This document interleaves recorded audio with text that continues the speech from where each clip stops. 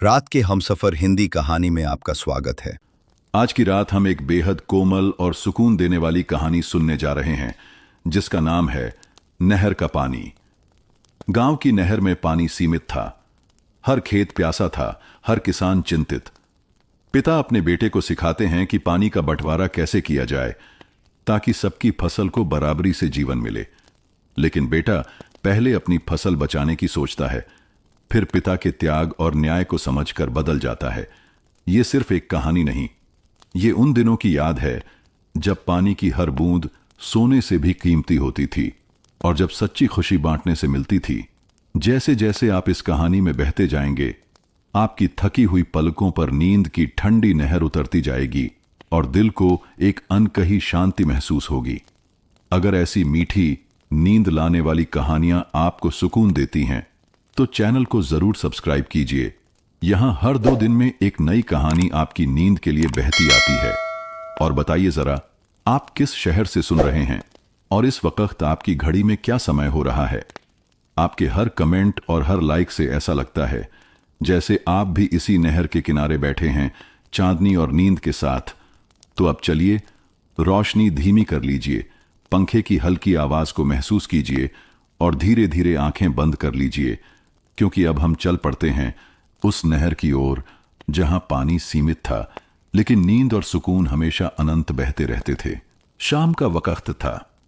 गांव की मिट्टी से हल्की हल्की खुशबू उठ रही थी। धूप ढल चुकी थी, लेकिन क्षितिज पर हल्की सुनहरी लाली बाकी थी।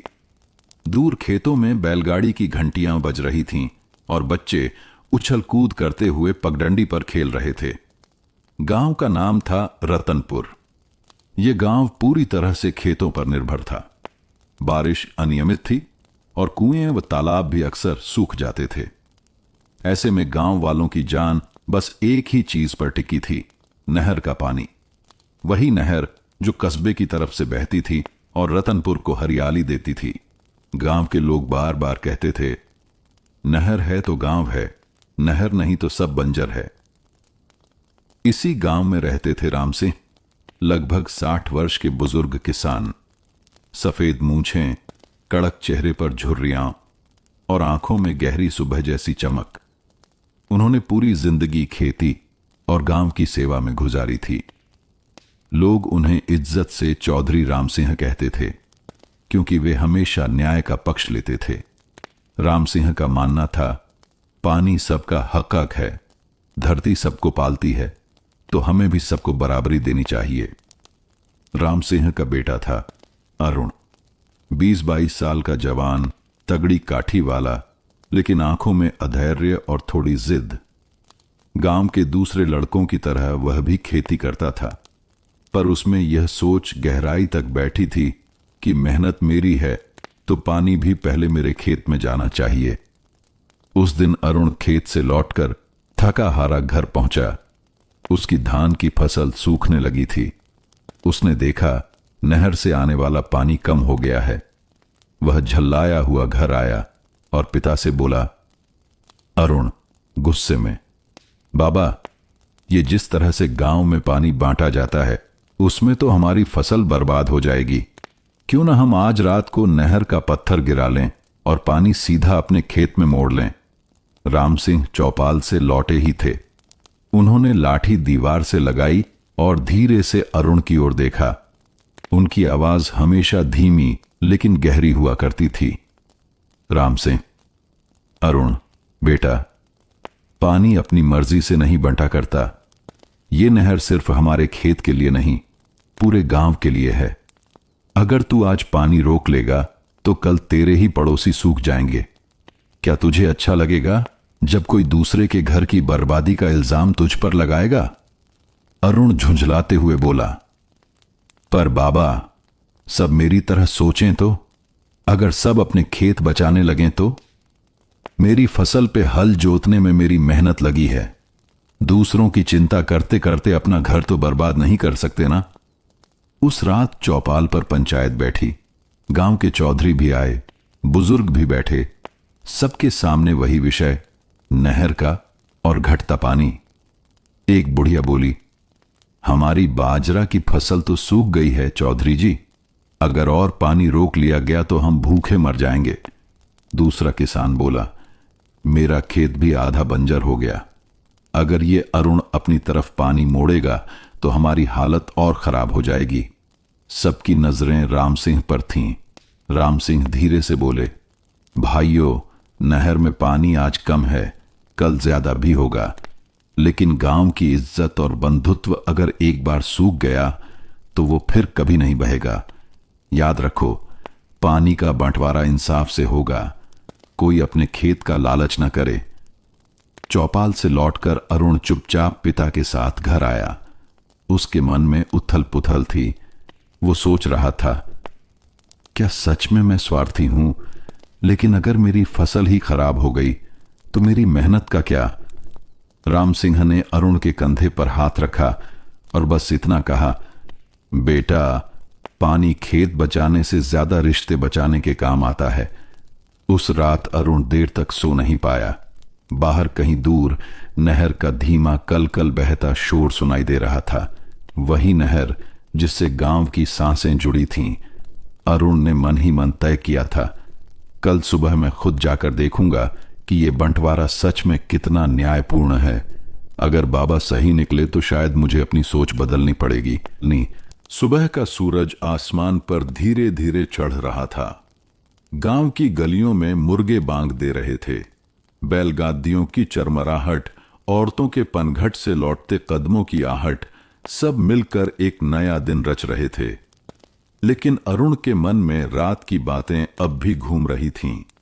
वह बिस्तर से उठा, जल्दी से कपड़े बदले और बिना कुछ बोले घर से निकल गया। उसके पांव सीधे नहर की तरफ बढ़ रहे थे। धूप की हल्की नरम किरणें खेतों पर बिखर रही थीं और हवा में गीली मिट्टी की महक पसर रही थी। जब अरुण नहर पर पहुंचा, उसका दिल धक धक करने लगा। नहर का पानी वाकई बेहद कम था। पत्थरों के बीच से जैसे बूंद बूंद करके बह रहा हो। अरुण ने देखा, एक किसान अपने खेत की तरफ पानी मोड़ने के लिए लकड़ी की छोटी पटरी डाल रहा था। दूसरी तरफ किसानों की लंबी कतार खड़ी थी, जो सब अपनी बारी का इंतजार कर रहे थे। एक बुजुर्ग किसान, जिसका नाम माधो काका था, हांफते हुए बोले, माधो काका, देखो बेटा अरुण, आज नहर इतना ही पानी लाई है। हर खेत को कुछ देर मिलेगा। समय देखकर हर कोई अपनी लकड़ी हटाएगा ताकि दूसरा किसान पानी ले सके। अरुण ने थोड़ी हैरानी से देखा, हर किसान बारी बारी से आ रहा था। कोई 10 मिनट, कोई 20 मिनट तक अपने खेत में पानी ले रहा था, फिर बिना झगड़े के आगे बढ़ जाता था। लेकिन तभी अरुण का मन उबल पड़ा। उसने देखा कि उसकी बारी बहुत देर से आएगी और तब तक उसकी धान की फसल का क्या होगा। उसके भीतर से आवाज आई, क्यों करूं इंतजार? अगर मैं अभी ही पानी मोड़ लूं तो मेरी फसल बच जाएगी। उसके कदम बढ़ने ही वाले थे कि तभी पास बैठे राम सिंह आ गए। पिता पहले से सब देख रहे थे। राम सिंह शांत आवाज में, रुक बेटा, जल्दी मत कर। यह सिर्फ तेरे खेत की बात नहीं है, ये गांव की आत्मा की बात है। अरुण झल्ला उठा। अरुण गुस्से में, लेकिन बाबा, अगर मैं आज पानी न लूं तो कल तक धान सूख जाएगा। बाकी लोग तो फिर भी कुछ महीनों तक जी लेंगे। मेरी मेहनत बर्बाद हो जाएगी। राम सिंह ने अरुण का हाथ थाम लिया और उसे नहर के किनारे बिठा दिया। उनकी आंखों में एक पुरानी याद तैर रही थी। राम सिंह, सुन अरुण, आज तू खेत का दुख देख रहा है, पर मैं तुझसे 40 साल पीछे की कहानी सुनाता हूं। जब मैं तेरी उम्र का था, तब नहर बिल्कुल सूख गई थी। पानी का नामो निशान तक नहीं था। पूरा गांव अकाल में तड़प रहा था। लोगों के पास इतना भी पानी न था कि गिरते पेड़ को बचा लें। तब हमारे खेत खुशकिस्मती से कुएं से जुड़े हुए थे। मैं चाहता तो केवल अपने खेत में पानी डाल सकता था, लेकिन मैंने अपने कुएं का पानी बांट दिया। खुद आधी फसल गंवा दी, लेकिन गांव के किसी घर में चूल्हा बुझने नहीं दिया। बेटा, वही त्याग ही आज मेरी इज्जत है। फसल तो आती जाती रहती है, पर दूसरों की दुआएं हमेशा रहती हैं। अरुण चुप हो गया। उसके सीने में जैसे कोई भारी पत्थर रखा हो। इसी दौरान नहर के पास झगड़ा बढ़ने लगा था। एक किसान देर से पानी रोककर बैठा रहा। दूसरा चिल्लाने लगा, तेरी बारी खत्म हो गई थी, फिर भी तूने और पानी बहा लिया। लोगों में तनातनी होने लगी। तभी पंचायत का आदमी आकर बोला, बस करो भाइयों, अगर ऐसे ही लड़ोगे तो नहर में जाने वाला छोटा सा पानी भी खत्म हो जाएगा। जो नियम है उसी से चलो। सबने अनिच्छा से मान लिया, लेकिन अरुण का मन अभी भी उधेड़बुन में था। वो सोच रहा था, क्या सच में मेरा स्वार्थ पूरे गांव को चोट पहुंचा सकता है? लेकिन क्या दूसरों के लिए मुझे अपनी पूरी फसल की बलि देनी पड़ेगी? रामसिंह ने धीरे से कहा, अरुण, आज तू एक ही खेत की बात कर रहा है, मगर सोच, अगर तू अपने खेत के लिए सबकी प्यास छीन लेगा तो तेरे खेत की हरियाली भी गांव की नजरों में श्राप बनेगी। बेटा, जरा गर्व से देख, दूसरों की आंखों में तसल्ली का रंग होना ही असली जीत है। अरुण ने पानी की ओर देखा। नहर बेआवाज आगे बढ़ रही थी, जैसे धैर्य से समझा रही हो कि मैं सबकी हूं, सिर्फ तेरी नहीं। उस दिन अरुण ने खुद पानी खींचने का लोभ दबा दिया, लेकिन मन के भीतर उसकी कसक और बेचैनी अब भी मचल रही थी। वो सोच रहा था, क्या मैं हमेशा ऐसे ही समझौता करता रहूंगा, या कभी मेरी मेहनत का पूरा फल मुझे मिलेगा? नहर अब भी बह रही थी, लेकिन उसके बहाव में अरुण के मन का द्वंद्व धीरे धीरे गहराने लगा था। रात का सन्नाटा गहरा रहा था। आसमान में तारे खेमा डालकर बैठे थे और नहर का पानी हल्की रोशनी में चमक रहा था। पूरे गांव में एक अजीब सी खामोशी फैली हुई थी। हवाएं सूखी डालियों से टकराकर सरसराहट करती, मानो कोई अनकहा संदेश दे रही हों। लेकिन अरुण के मन में शोर था, तेज, बेकाबू, बेचैन कर देने वाला शोर। वह अपने कमरे में करवटें बदलता रहा। पिता की बातें उसके कानों में गूंज रही थीं। पानी खेत बचाने से ज्यादा रिश्ते बचाने के काम आता है। पर उसका दिल बार बार कह उठता, अगर फसल ही न बची तो मैं क्या करूंगा? गांव की इज्जत पेट में अनाज नहीं भर पाएगी। आधी रात बीत चुकी थी। गांव गहरी नींद में था। अरुण धीरे धीरे बिस्तर से उठा, लाठी उठाई और नहर की ओर चल पड़ा। उसके कदम भारी थे, जैसे हर कदम पर पांव बोझ से दबा हो, लेकिन उसके मन की जिद उसे धकेल रही थी। नहर के पास पहुंचते ही उसने देखा, रुकावट की लकड़ी अभी खुली हुई थी और पानी सबकी बारी के हिसाब से आगे बह रहा था। अरुण ने हौले से आसपास देखा। अंधेरे में कोई दिखाई नहीं दे रहा था। उसका दिल तेज धड़क रहा था। वो झुककर पत्थर खिसकाने लगा और कुछ ही देर में पानी का रुख बदल गया।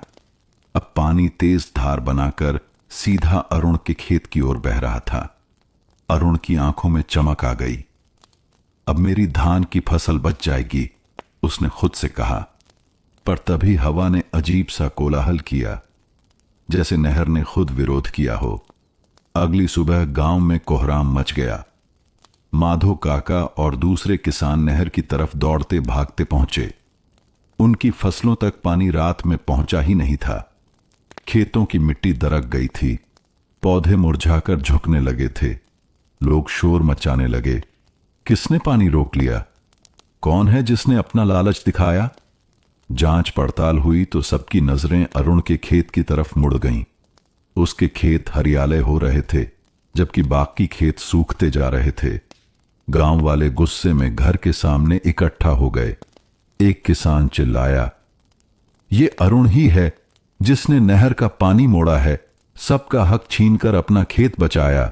दूसरा बोला, अगर सब ऐसे करने लगे तो गांव का क्या हाल होगा? लोग शोर करने लगे। महिलाओं की आंखों में आंसू थे। बच्चे भूखे प्यासे डरकर मांओं से चिपके थे। रामसिंह चौपाल से लौटे और देखा कि लोगों का गुस्सा अरुण पर फूट रहा था। उनकी आंखें गहरी उदासी से भर गईं। रामसिंह ने सबको शांत करने की कोशिश की। रामसिंह गंभीर स्वर, भाइयों, गुस्सा मत करो। गलती हुई है, लेकिन गलती सुधारने का रास्ता भी ढूंढना होगा। किसान आपस में लड़ेंगे तो धरती और भी रूठ जाएगी। फिर वे अरुण की ओर मुड़े। उनकी आंखों में गुस्सा नहीं था, लेकिन बोझिल पीड़ा थी। राम सिंह, बेटा, तूने वही किया जिससे मैंने तुझे रोका था। तूने अपने खेत को बचाने की कोशिश की, लेकिन गांव का भविष्य जला दिया। अरुण ने नजरें नीचे कर लीं।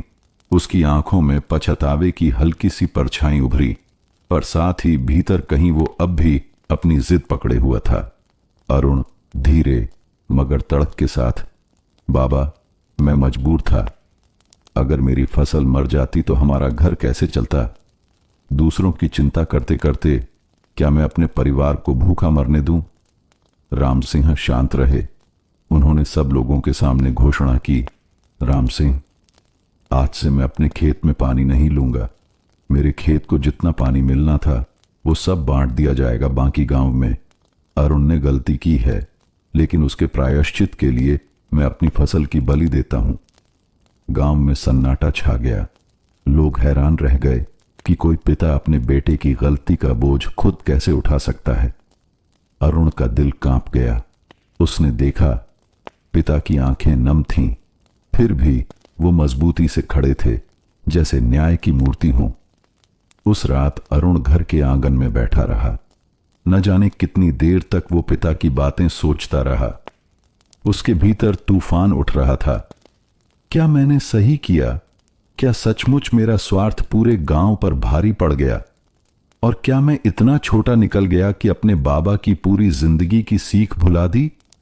दूर नहर फिर से मध्यम बह रही थी, लेकिन इस बार उसका स्वर अरुण को बांझ धमकी जैसा लगा, मानो कह रही हो, अगर तुझे बदलना नहीं आया तो तू हमेशा सूखा ही रहेगा। सुबह की रोशनी धीरे धीरे गांव के आंगनों में उतर रही थी।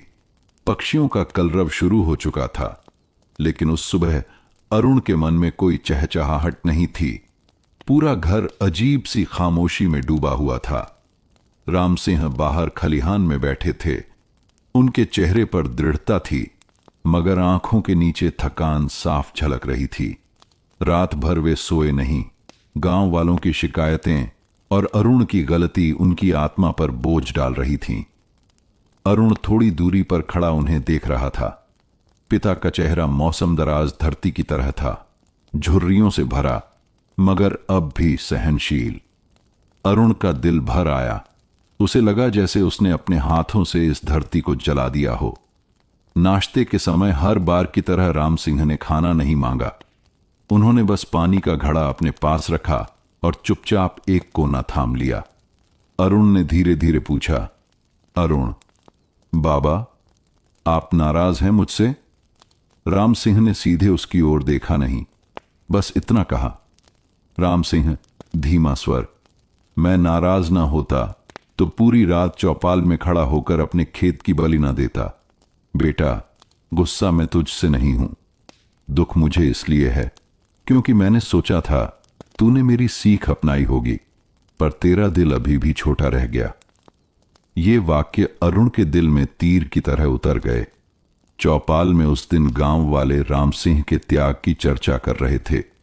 एक किसान बोला, अगर चौधरी राम सिंह अपने खेत का पानी बांट सकते हैं तो हम सबको भी त्याग करना चाहिए। सच कहूं तो वही असली नेता हैं हमारे। दूसरा किसान बोला, लेकिन अरुण के कारण गांव टूटते टूटते बचा है। अगर उसने दोबारा ऐसा किया तो न जाने क्या होगा। ये बातें सुनकर अरुण का सिर और झुक गया।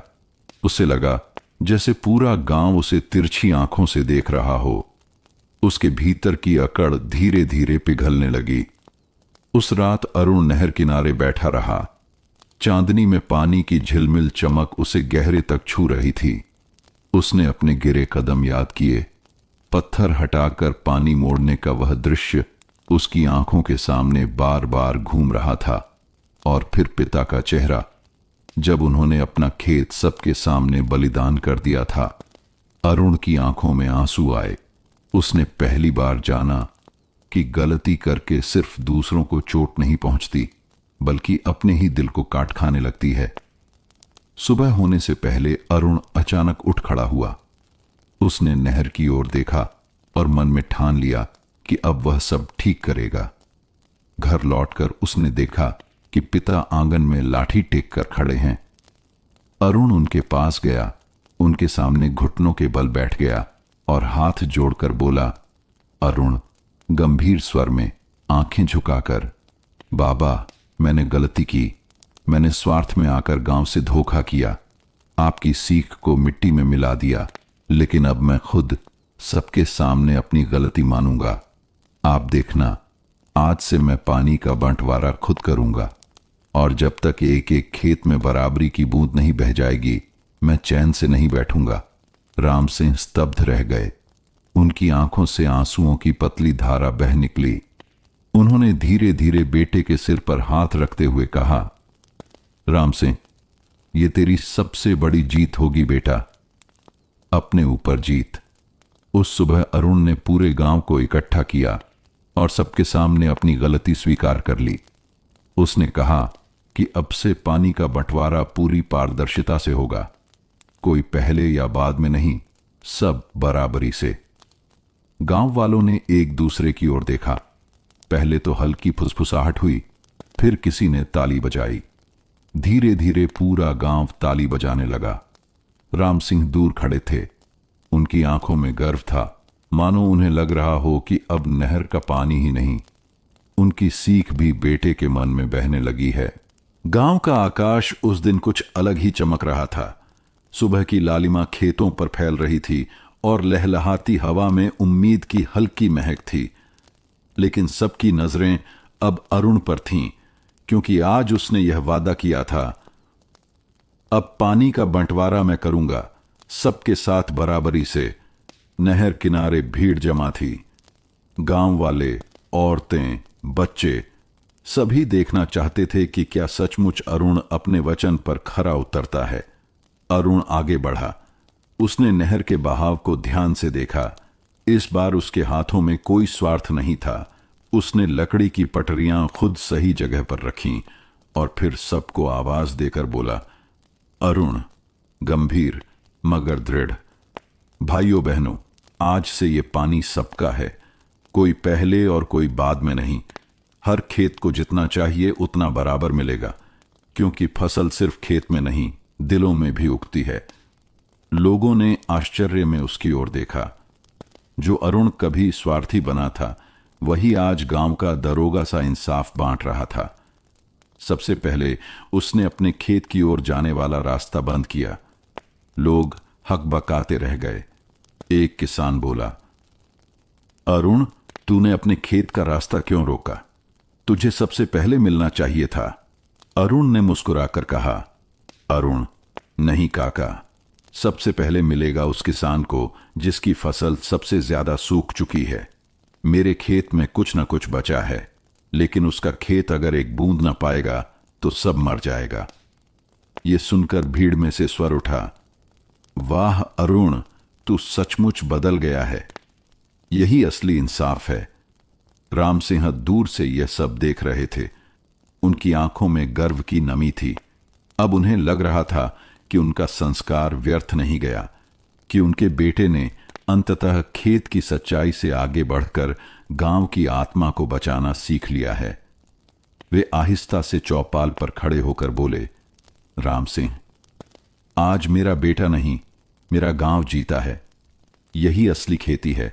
जहां पानी बराबर बहता है, वहां दिल भी बराबर खिलते हैं। दिन भर सबने अपने खेतों में बराबर बूंदें पाईं। लोग आश्चर्य में थे कि इतनी कम मात्रा में भी अगर न्याय से बांटा जाए तो हर खेत में हरियाली आ सकती है। और उस शाम गांव में जोतने की आवाजों के साथ हंसी खुशी की आवाजें भी सुनाई दीं। औरतें चौपाल के पास गीत गाने लगीं। बच्चे उछलते कूदते नहर में खेलते रहे। गांव का चेहरा ऐसा खिल उठा मानो बरसों बाद कोई त्योहार आया हो। उस रात अरुण चुपचाप घर के आंगन में बैठा था। आसमान पर चांद चमक रहा था। उसके मन में एक गहरी शांति थी। पिता उसके पास आए और धीरे से बोले, राम सिंह, बेटा, अब तू वह राह पकड़ चुका है जिस पर नहर का हर कतरा दुआओं की तरह बहेगा। अरुण ने नम्र आवाज में कहा, बाबा, अब मुझे समझ आ गया है, खेत सिर्फ मेहनत से नहीं, साझेदारी से हरे रहते हैं। पानी सच में सिर्फ धान नहीं उगाता, यह रिश्तों को भी सींचता है। अगली सुबह सूरज पूरी रोशनी लेकर चढ़ा। गांव सुनहरी चमक में नहाया हुआ था और खेतों में हरियाली की लहरें फैल रही थीं। लेकिन सबसे बड़ी हरियाली अब अरुण के दिल में थी। राम सिंह ने नहर की ओर देखा और मन ही मन कहा, अब नहर सुरक्षित है, पानी सुरक्षित है और भविष्य भी सुरक्षित है। गांव ने मिलकर गवाही दी, नहर का पानी सबका है और गांव का रंग भी सबका है। हमारी दूसरी कहानी है आधी कमाई। गांव की सुबह हमेशा ही अलग होती है। सूरज की पहली किरण जब हरे भरे खेतों पर पड़ती तो पूरा दृश्य मानो सुनहरे धागों से बुना गया हो। मुरलीपुर गांव का माहौल भी कुछ ऐसा ही था। मिट्टी की खुशबू, बैलगाड़ियों की चर्र चर्र और दूर कहीं मंदिर की घंटियों की आवाज सब मिलकर एक अद्भुत चित्र बनाते थे। इसी गांव में रहते थे रामकिशोर, 40-45 साल के एक किसान, जिनका चेहरा तपती धूप और बरसों की मेहनत से सांवला हो चुका था। माथे पर पसीने की बूंदें, हाथों की पुरानी दरारें, ये सब उनकी मेहनतकश जिंदगी की गवाही देते थे। रामकिशोर के साथ रहते थे उनके बेटे मोहन, जो 20-25 का नौजवान था। पढ़ाई लिखाई में ठीक ठाक था, लेकिन उसके सपने गांव की सीमाओं से बाहर के थे। वह अक्सर सोचता कि खेतीबाड़ी में मेहनत तो बहुत है, मगर फायदा कम है। शहर में नौकरी करने वाले लोगों की तरह आरामदायक जिंदगी उसे कहीं ज्यादा आकर्षित करती थी। सुबह खेत में हल चलाते हुए रामकिशोर ने पुकारा, मोहन बेटा, जरा पानी तो लाना। मोहन अनमने ढंग से उठा। उसने मिट्टी से सना लोटा उठाया और पानी देकर बोला, बाबा, यह सब कब तक चलेगा? दिन रात खेत में खटते रहो और साल के आखिर में बचता ही क्या है? रामकिशोर मुस्कुराए। उनकी आंखों में एक अजीब शांति थी, मानो आने वाले समय का हर उतार चढ़ाव पहले से देख लिया हो। उन्होंने कहा, बेटा, जिंदगी सिर्फ आज के खाने पर नहीं चलती, आने वाले कल के लिए भी कुछ बचाना पड़ता है। इसलिए तेरे बाबा, मतलब मैं, हर साल आधी कमाई अनाज के रूप में पिछवाड़े वाले गड्ढे में रख देता हूं। मोहन ने माथे पर बल डालते हुए पूछा, पर बाबा, जब मंडी में अनाज बेचकर पैसे आ सकते हैं तो उसे घर के पीछे गाड़ने का क्या मतलब? यह सब पुरानी बात है, बेकार है। रामकिशोर ने हल थामते हुए गहरी सांस ली और बोले, बेटा, पैसे हर जगह काम आते हैं, लेकिन जब धरती रूठ जाती है ना, तब रुपया भी भूख नहीं मिटा पाता। अनाज ही असली दौलत है। तू आज समझ नहीं रहा, पर वक्त आने पर समझेगा। मोहन चुप हो गया। उसके मन में मिश्रित भाव थे। एक ओर पिता की बातों का सम्मान, दूसरी ओर आधुनिक सोच जो कहती थी कि पैसा ही सबसे बड़ा सहारा है। शाम को घर में चूल्हा जला। मां सरस्वती ने गेहूं की रोटी और अरहर की दाल बनाई। खाना खाते वक्त भी वही पुरानी चर्चा छिड़ गई। मोहन ने कहा, अम्मा, आप ही बताओ, ये बाबा का अनाज दबाने का नाटक कब तक चलेगा? अगर ये पैसे में बदलें तो मैं दुकान खोल सकता हूं या शहर जाकर नौकरी देख सकता हूं। सरस्वती ने बेटे की ओर संयम से देखा और बोली, बेटा, तेरे बाबा की सोच पर मत हंस। इस घर की नींव उनकी दूरदर्शिता है। आज तक हमने कभी भूखा पेट नहीं सोया, तो इसी अनाज के कारण। तू मान या न मान, मगर ये गड्ढा हमारी ढाल है। रामकिशोर चुपचाप खाते रहे, लेकिन उनकी नजरें बेटे पर टिकी थीं, जैसे कह रही हों, समय ही सिखाएगा। उस रात मोहन देर तक जागता रहा। उसके सपनों में शहर की लाइटें थीं, कॉलेज के दोस्त, चमकदार कपड़े और बड़ी बड़ी दुकानों में काम करता हुआ वह खुद। लेकिन उन सपनों के बीच बार बार गड्ढे में दबा अनाज उसे परेशान करता रहा। गांव की रात शांत थी, लेकिन मोहन के भीतर सवालों का कोलाहल गूंज रहा था। क्या सच में पिता सही कहते हैं, या वह इस पुरानी सोच से खुद को पीछे कर लेगा? गर्मियों की सुबह थी। सूरज अभी पूरी तरह निकला भी नहीं था, लेकिन रामकिशोर और उनका बेटा मोहन खेत की ओर चल पड़े थे। हाथ में हल, कांधे पर रस्सी और पीछे बंधे बैल। यह नजारा गांव की पहचान था। खेत तक का रास्ता संकरे कच्चे पगडंडी से होकर जाता था। दोनों के कदम मिट्टी से सने थे, लेकिन उनके विचार बिल्कुल अलग दिशाओं में भटक रहे थे। रामकिशोर सोच रहे थे, इस साल बारिश अच्छी हो गई तो फसल लहलहाएगी और आधा अनाज फिर गड्ढे में जाएगा। यही हमारी असली पूंजी है। चाहे परिवार बढ़े या वक्त बिगड़े, यह अनाज हमेशा साथ देगा। मोहन सोच रहा था, हर साल का यही चक्कर है। फसल उगाओ, आधा खाओ, आधा गाड़ दो। अगर ये सब बेचकर मंडी से पैसे मिलें तो मैं दुकान शुरू कर सकता हूं। किताबें, कपड़े और शायद मोटरसाइकिल भी खरीद सकता हूं। लेकिन बाबा को तो वही पुराने रास्ते पसंद हैं। खेत पहुंचते ही रामकिशोर ने बैलों को जोता और हल मिट्टी में ढंसाया। मिट्टी पलटते ही धूप में एक हल्की खुशबू फैली। देख बेटा, रामकिशोर ने मिट्टी की ओर इशारा करते हुए कहा, यह जमीन हमारी मां है। इसे जो देंगे वही लौट आएगी। मेहनत, खाद, पानी सब धैर्य से देना पड़ता है, तभी अनाज तिजोरी की तरह भरता है। मोहन ने भौहें चढ़ाकर जवाब दिया, पर बाबा, आज के जमाने में ट्रैक्टर हैं, दवाइयां हैं, मशीनें हैं। खेती भी ठीक उसी तरह होनी चाहिए। यह बैल, यह हल सब बीते समय की बातें हैं। रामकिशोर ने हंसते हुए कहा, बैल तुम्हें पीछे लगते हैं, पर इनकी चाल मिट्टी को वैसे ही पलटती है जैसे सदियों से होती आई है। मशीनें तेज होती हैं, पर मिट्टी की नमी खा जाती है। बेटा, खेती सिर्फ काम नहीं है, ये रिश्तेदारी है। जमीन और किसान का रिश्ता खून से भी गहरा है। मोहन ने चुपचाप बैलों को देखा। उसके भीतर कहीं न कहीं हल्की जिज्ञासा थी, लेकिन शहर कस्बों की चमक उसके मन पर छाई रहती थी। सूरज सिर पर था और गर्मी बढ़ती जा रही थी। पसीना रामकिशोर के चेहरे से पगडंडी पर टपक रहा था। मोहन ने कहा, बाबा, आप थकते नहीं? इतनी मेहनत से क्या मिलेगा? थोड़ा अनाज और वही फिर गड्ढे में। रामकिशोर रुके और गंभीर होकर बोले, मोहन, कमाई सिर्फ पेट भरने के लिए नहीं होती। आधी कमाई खुद के लिए और आधी आने वाले वक्त के लिए। यही मेरा नियम है। पर आप कब तक ये करते रहेंगे? मोहन ने लगभग झुंझलाकर पूछा। जब तक मैं जिंदा हूं, और उसके बाद ये जिम्मेदारी तेरी होगी, रामकिशोर ने दृढ़ स्वर में कहा। मोहन हतप्रभ रह गया। उसे लगा जैसे उसके कंधों पर अनदेखा बोझ डाल दिया गया हो। शाम को जब दोनों खेत से लौटे तो सरस्वती आंगन में बैठी बाजरे की रोटियां बेल रही थीं। उनके माथे पर बिंदी थी और पोपले चूल्हे की लपटें उनके चेहरे को और उजला बना रही थीं। मोहन गुस्से से बोला, अम्मा, ये बाबा जिद्दी हैं। कहते हैं मैं भी आधा अनाज गाड़ूंगा। क्यों? मैं क्यों पुराने ढर्रे पर चलूं? सरस्वती ने रोटी बेलते हुए मुस्कुराकर कहा, बेटा, तेरे बाबा का कलेजा बड़ा है।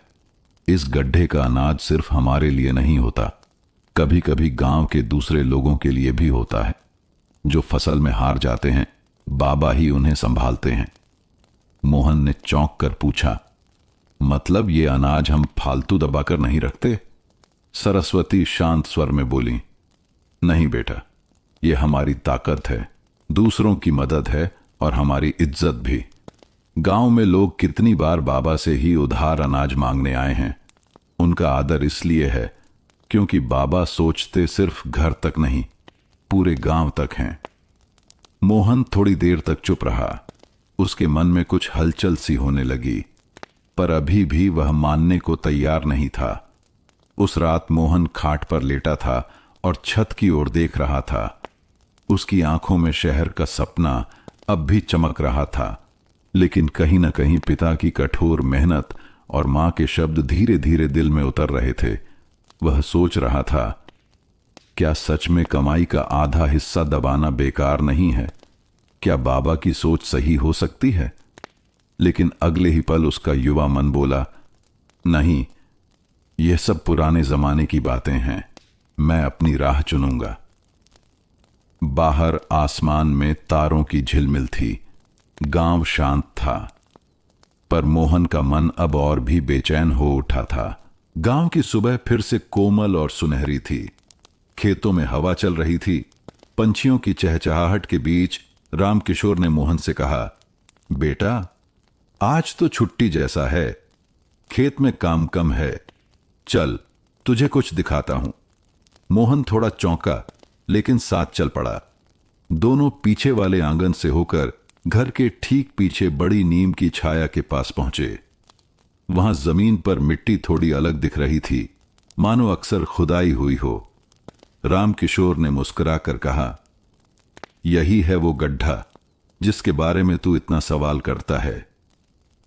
धीरे धीरे उन्होंने मिट्टी हटाना शुरू किया। नीचे लकड़ी का मजबूत ढक्कन दिखाई दिया। जब उसे हटाया गया तो अंदर नीटली भरे हुए अनाज के बोरे चमक उठे। गेहूं, चावल, बाजरा और दालें सब साफ सुथरे कपड़े में बंधे हुए। मोहन ने आश्चर्य से आंखें फैलाकर देखा। इतना सारा अनाज? रामकिशोर ने गंभीर आवाज में कहा। हां बेटा, हर साल आधी कमाई यहीं आ जाती है। यह हमारा खजाना है। यह सोने चांदी से कहीं बड़ा है।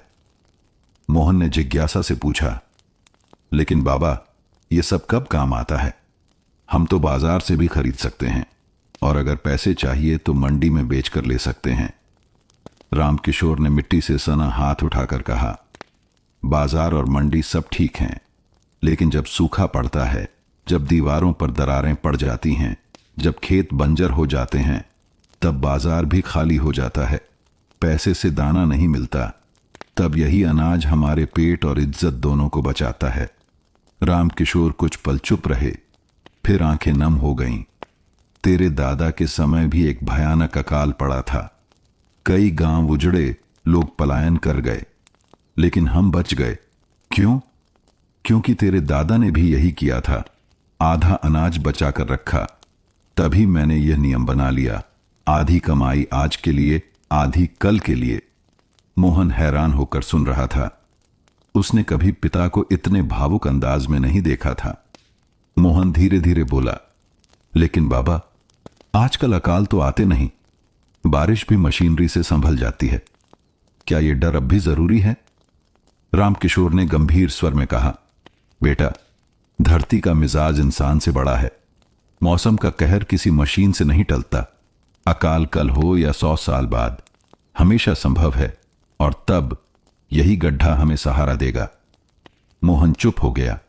वह बोरे में भरे चमकदार अनाज को देखता रहा। उसके मन में कुछ दरकने लगा था, लेकिन उसकी आधुनिक सोच अब भी सवाल उठा रही थी। उसी समय आंगन से सरस्वती आ गईं। उन्होंने मुस्कुराकर कहा, मोहन, तू हमेशा सोचता है यह सब बेकार है, पर याद रख, इस गड्ढे की वजह से इस घर की चूल्हा कभी नहीं बुझा। जब औरों के घरों में रोटियां कम पड़ जाती थीं, तेरे बाबा दूसरों को भी यही अनाज देते थे। मोहन अवाक रह गया। मतलब, यह गड्ढा सिर्फ हमारे लिए नहीं है, गांव के लिए भी है?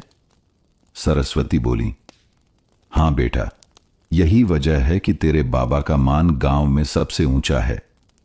लोग उनका मजाक उड़ाते हैं, लेकिन मुश्किल वक्त में यही गड्ढा सबकी उम्मीद बन जाता है। मोहन ने मिट्टी में दबे उन बोरों को फिर देखा। अब वे सिर्फ बोरे नहीं लग रहे थे, बल्कि भविष्य की सुरक्षा थे। उसने धीरे से कहा, शायद इसमें कुछ सच्चाई है। रामकिशोर मुस्कुराए। आज समझ गया ना बेटा? लेकिन अभी नहीं। असली सीख तो तू एक दिन खुद देखेगा। मोहन ने कुछ नहीं कहा, पर पहली बार उसके मन में पिता के इस रहस्यमय गड्ढे के प्रति उत्सुकता और थोड़ा सम्मान जन्म लेने लगा। उस रात जब मोहन खाट पर लेटा तो उसे अनाज की खुशबू याद आने लगी। सपनों में उसने खुद को उन बोरों को खोलकर गांव वालों को बांटते देखा, पर सपना टूटने पर उसने सिर झटक दिया।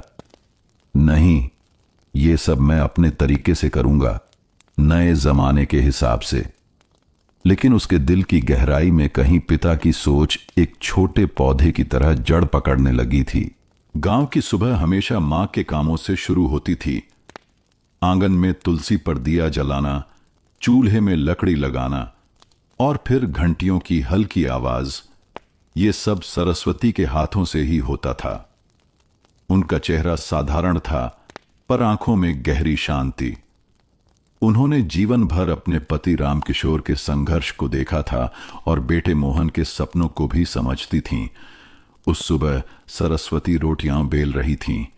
मोहन पास आकर बैठा और धीरे से बोला, अम्मा, सच कहूं तो मुझे ये बाबा की बातें समझ नहीं आती। आधा अनाज गाड़ देना, यह मुझे हमेशा बेकार लगता है। सरस्वती ने हाथों की बेलन की रफ्तार धीमी की और बेटे को गौर से देखा। फिर बोली, मोहन, तू अभी जवान है, तेरी आंखें भविष्य के सपने देखती हैं, लेकिन तेरे बाबा की आंखें अतीत की आग भी देख चुकी हैं। तूने भूख का दर्द नहीं जाना बेटा, उन्होंने जाना है। मोहन थोड़ा चुप हुआ।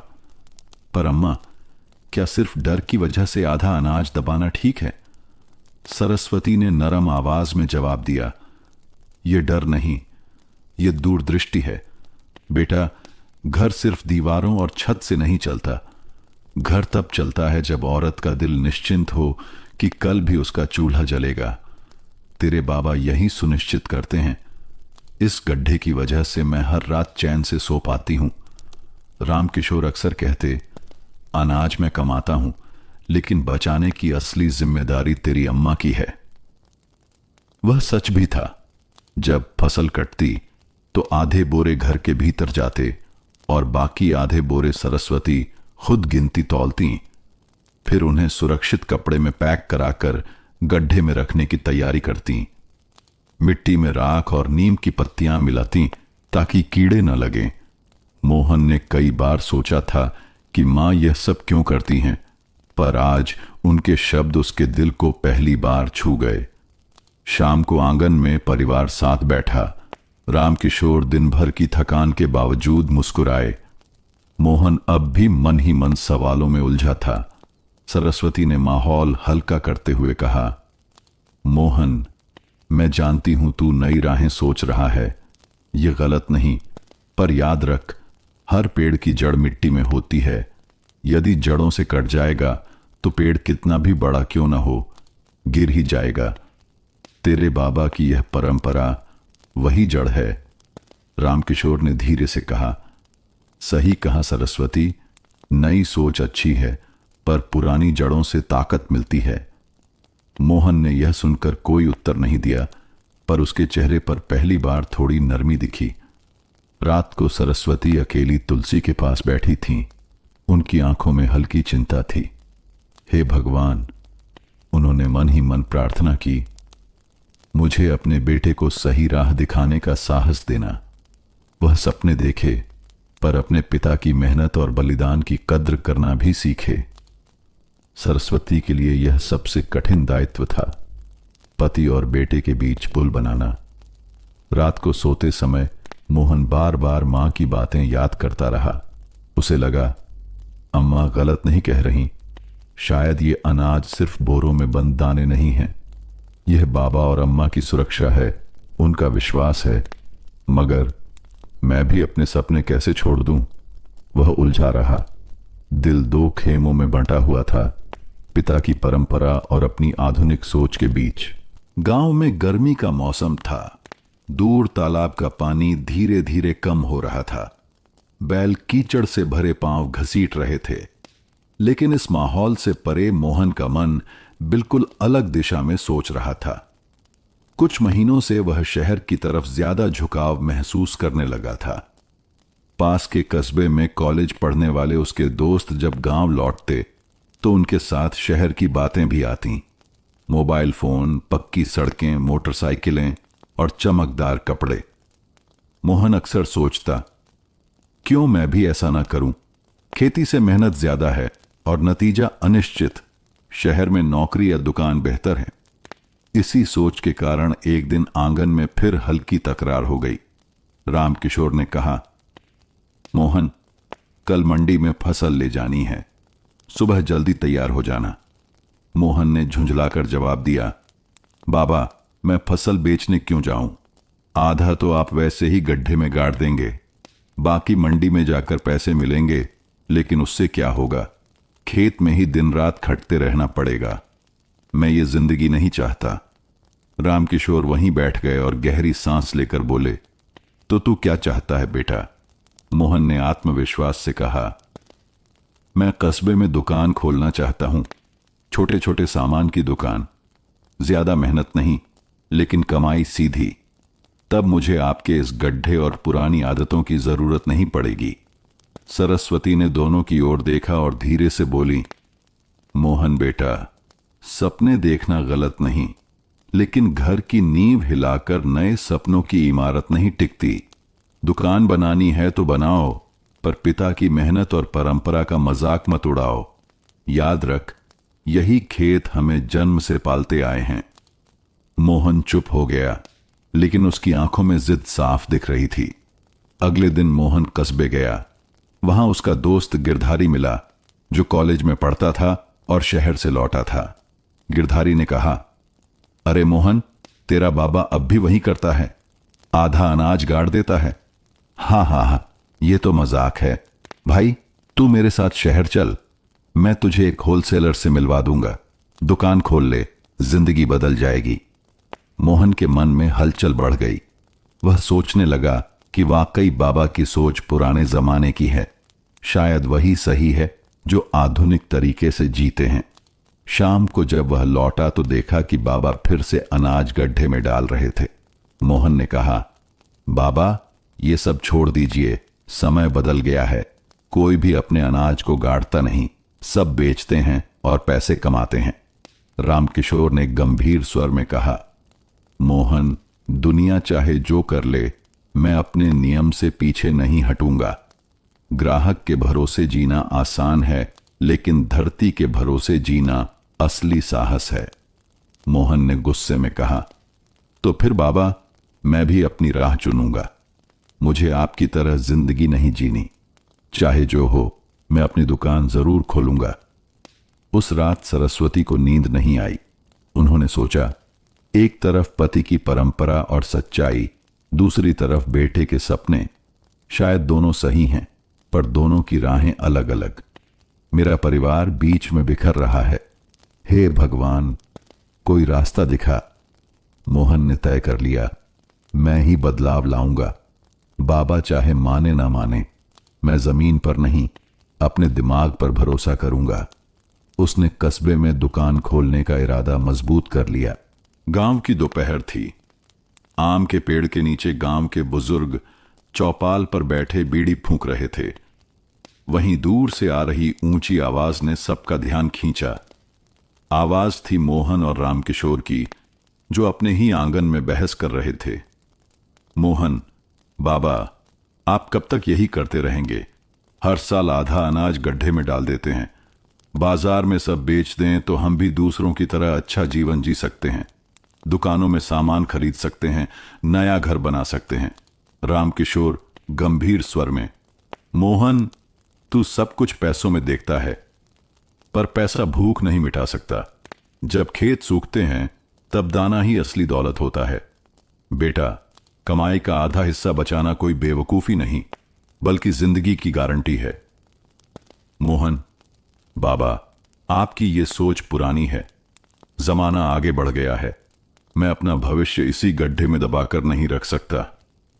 रामकिशोर तेज आवाज में, और मैं अपनी परंपरा छोड़ नहीं सकता। यह गड्ढा मेरे बाबा की सीख है। तू चाहे मान चाहे न मान, यह नियम इस घर में चलेगा। सरस्वती पास खड़ी थीं। उन्होंने हाथ जोड़कर दोनों को शांत करने की कोशिश की। बस कीजिए आप दोनों, घर की बात घर में ही रहनी चाहिए। गुस्से में कहे गए शब्द रिश्तों को तोड़ देते हैं। पर अब बहस इतनी गर्म हो चुकी थी कि दोनों की आवाजें पूरे मोहल्ले तक पहुंच गईं। अगले दिन चौपाल पर कुछ बुजुर्ग बात करने लगे।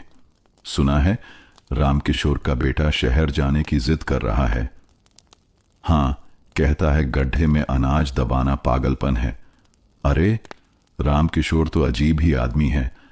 आधी कमाई जमीन में गाड़ना किसे सुहाता है, पर मानना पड़ेगा उसके घर कभी भूख नहीं आई। गांव में चर्चाएं तेज होने लगीं। कुछ लोग मोहन की सोच का समर्थन करने लगे। नई पीढ़ी सही कह रही है, पैसा ही असली ताकत है। जबकि कुछ बुजुर्ग रामकिशोर का पक्ष ले रहे थे। दूरदृष्टि रखता है वह। गांव में अकाल के समय किसने मदद की? वही गड्ढा। अब मोहन और रामकिशोर के बीच कम ही बातें होती। जब भी दोनों आमने सामने आते, माहौल भारी हो जाता। रामकिशोर चुपचाप खेत में पसीना बहाते और मोहन दोस्तों से शहर और दुकान की योजनाएं बनाता। सरस्वती बीच बीच में समझाती, मोहन, तेरा भविष्य तेरे हाथ है, पर अपने पिता से मुंह मत मोड़। उनके पास जो अनुभव है वो किसी किताब में नहीं मिलेगा। मोहन मां की बात सुन लेता, लेकिन उसके चेहरे की जिद अब भी बनी रहती। एक दिन थक हार कर मोहन ने साफ कहा, बाबा, मैंने तय कर लिया है, अगले महीने मैं कस्बे में जाकर दुकान शुरू करूंगा। आपके इस गड्ढे और आधी कमाई की परंपरा से मुझे कोई लेना देना नहीं। रामकिशोर अंदर तक हिल गए, मगर उन्होंने बाहर से अपनी आवाज मजबूत रखी, जाना है तो जा बेटा, रास्ता तेरा है, मगर याद रख, जब संकट आएगा तो तू वापस इसी गड्ढे की ओर देखेगा। मोहन ने बिना कुछ कहे घर से बाहर कदम रख दिया। उस रात सरस्वती अकेली आंगन में बैठी रो रही थीं। उन्होंने आसमान की ओर देखा और कहा, हे भगवान, यह कैसी परीक्षा है।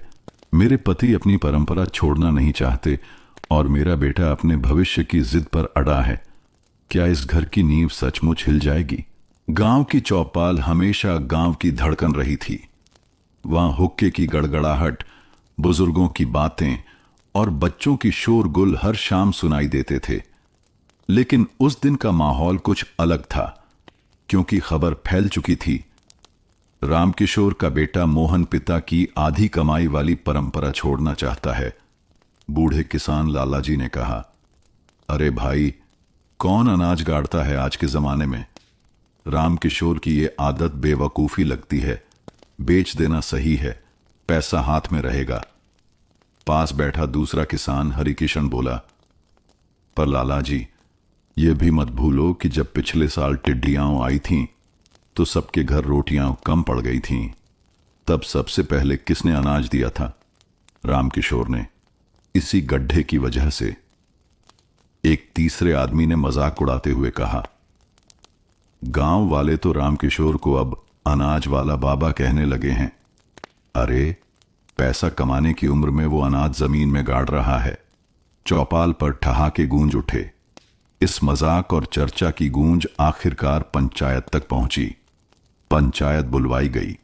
गांव के सरपंच ने कहा, रामकिशोर, गांव में तरह तरह की बातें हो रही हैं। लोग कहते हैं तू आधा अनाज गाड़ता है और अपने बेटे का भविष्य अंधेरे में डाल रहा है। क्या यह सही है? रामकिशोर शांत स्वर में खड़े हुए। हां, मैं आधा अनाज गाड़ता हूं, लेकिन यह अंधेरा नहीं है, यह उजाला है। जब वक्त बुरा आता है तो यही अनाज रोशनी बनता है। मेरा बेटा इसे पुराना सोच समझे तो सही, पर मैं जानता हूं कि यही जीवन की गारंटी है। मोहन भी वहां खड़ा था। उसने झल्लाकर कहा, गांव के लोग भी आपको गलत समझते हैं बाबा। देखिए, हर कोई हंसता है आप पर। अब तो छोड़ दीजिए ये आदत, नहीं तो मैं अपना रास्ता खुद चुन लूंगा। पंचायत के बाद सरस्वती का दिल भारी हो गया। घर लौटते वक्त उन्होंने मोहन को रोककर कहा, बेटा, चाहे लोग बाबा का मजाक उड़ाएं, पर तू मत हंस, क्योंकि जब वही लोग भूख में तड़पते हैं तो दौड़कर इसी आंगन में आते हैं। तेरे बाबा सबकी मदद करते हैं, यही उनकी इज्जत है। मोहन ने धीरे से कहा, अम्मा, मैं जानता हूं बाबा नेक हैं, लेकिन जीते जी मजाक बनना किसे अच्छा लगता है। मैं चाहता हूं कि लोग हमारी इज्जत करें, हमें तरक्की करते देखें। मैं चाहता हूं कि मेरा भविष्य शहर की तरह उज्जवल हो। सरस्वती ने बेटे के सिर पर हाथ फेरते हुए कहा, भविष्य उज्जवल तू जरूर बना बेटा, लेकिन इज्जत की असली जड़ पैसा नहीं, बल्कि विश्वास है। तेरे बाबा ने यही कमाया है। इन्हीं दिनों गांव में चर्चा उठी कि मोहन की शादी कर दी जाए। लोग कहने लगे, अब तो जवान हो चुका है, घर गृहस्थी संभाले। लड़का मेहनती है, चाहे सोच अलग हो। रामकिशोर को भी लगा कि बेटा जिम्मेदारी समझेगा तो शायद जीवन के मायने सीख जाएगा। उन्होंने सरस्वती से कहा, वक्त आ गया है, मोहन के लिए एक अच्छी लड़की देखनी चाहिए। शादी से शायद वह स्थिर हो जाए और घर परिवार की असली अहमियत समझ पाए। सरस्वती ने हामी भरी, लेकिन उनके दिल में चिंता भी थी। अगर बहू आई और मोहन अब भी जिद पर रहा तो परिवार में और दरार न पड़ जाए। जब पिता ने मोहन को शादी की बात बताई तो वह चटक कर बोला, अरे बाबा, मैं तो पहले ही दुकान खोलना चाहता हूं। अभी शादी ब्याह के चक्कर में क्यों पड़ूं? पहले अपना भविष्य बनाऊंगा, फिर ये सब करूंगा। रामकिशोर ने गहरी नजर से बेटे को देखा और कहा, मोहन, जीवन सिर्फ सपनों से नहीं चलता। जीवन में रिश्ते भी जरूरी हैं। शादी सिर्फ घर बढ़ाने का नाम नहीं है, यह जिम्मेदारी की शुरुआत है। शायद तब तू समझेगा कि आधी कमाई क्यों जरूरी है। मोहन गुस्से में कमरे से निकल गया। अब गांव के लोग बातें करने लगे, रामकिशोर का बेटा अपनी ही राह चलना चाहता है। हां, लेकिन देखना, शादी होगी तो यह लड़का बदल जाएगा, या फिर बाबा और बेटे के बीच खाई और गहरी हो जाएगी। उधर सरस्वती ने ईश्वर से प्रार्थना की, हे भगवान, इस घर को टूटने मत देना। चाहे बेटा दुकान करे या खेत संभाले, पर पिता और बेटे के बीच का रिश्ता न टूटे। उनकी आंखों से आंसू बहते रहे और आंगन में खड़ा नीम का पेड़ हवा में झूमता रहा, मानो परिवार की डगमगाती नींव को संभालने की कोशिश कर रहा हो। गांव के दिन अब धीरे धीरे बदलने लगे थे। चौपाल की चर्चाओं के बीच एक खबर फैल गई, रामकिशोर मोहन की शादी की तैयारी कर रहे हैं। रामकिशोर ने ठान लिया था कि अब बेटा घर परिवार संभालेगा। उन्हें उम्मीद थी कि विवाह के बाद शायद मोहन की जिद कम हो जाएगी और जिम्मेदारियों का बोझ उसे पिता की बात समझने पर मजबूर करेगा। रामकिशोर और सरस्वती की नजर पास के गांव की एक लड़की पर पड़ी। उसका नाम था गौरी। गौरी शांत स्वभाव की, कामकाजी और गांव की परंपराओं को मानने वाली थी। सरस्वती ने जब पहली बार उसे देखा तो मन ही मन सोचा, यह बहू आएगी तो घर संभाल लेगी और शायद मोहन की कड़वाहट को भी मीठा कर दे। मोहन को जब यह खबर दी गई तो उसने थोड़ी अनमनी आवाज में कहा, अम्मा, शादी के लिए मैं अभी तैयार नहीं हूं, पहले दुकान खोलना चाहता हूं। लेकिन सरस्वती ने समझाया, बेटा, जीवन की गाड़ी दो पहियों से चलती है। सपने अपने साथ जिम्मेदारी भी लाते हैं और जिम्मेदारी कोई बोझ नहीं, सहारा होती है। मोहन मां की बात सुनकर चुप हो गया।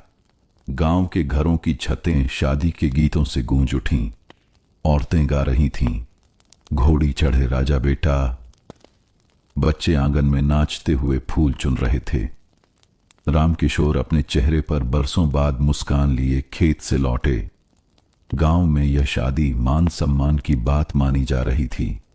गांव वाले कह रहे थे, रामकिशोर का बेटा अब गृहस्थ बनेगा, देखना सब ठीक हो जाएगा। दूल्हे की जगह सजाई गई।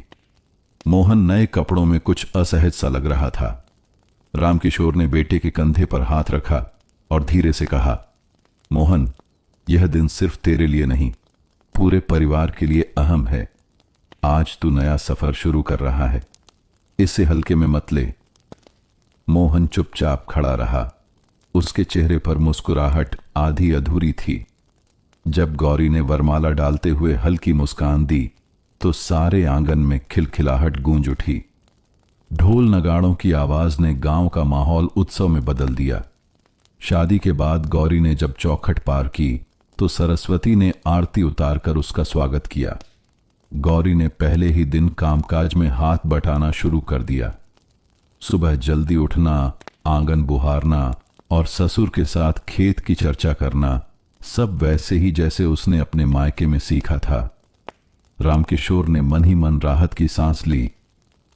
ये लड़की सचमुच घर की नींव मजबूत करेगी।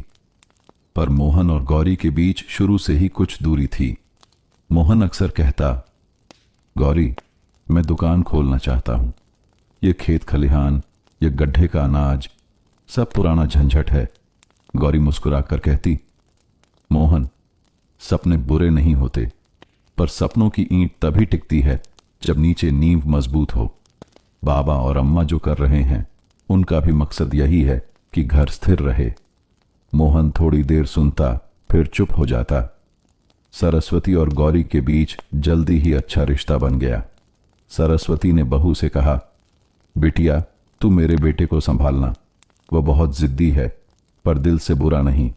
उसे रास्ता दिखाने की जिम्मेदारी अब तेरी भी है।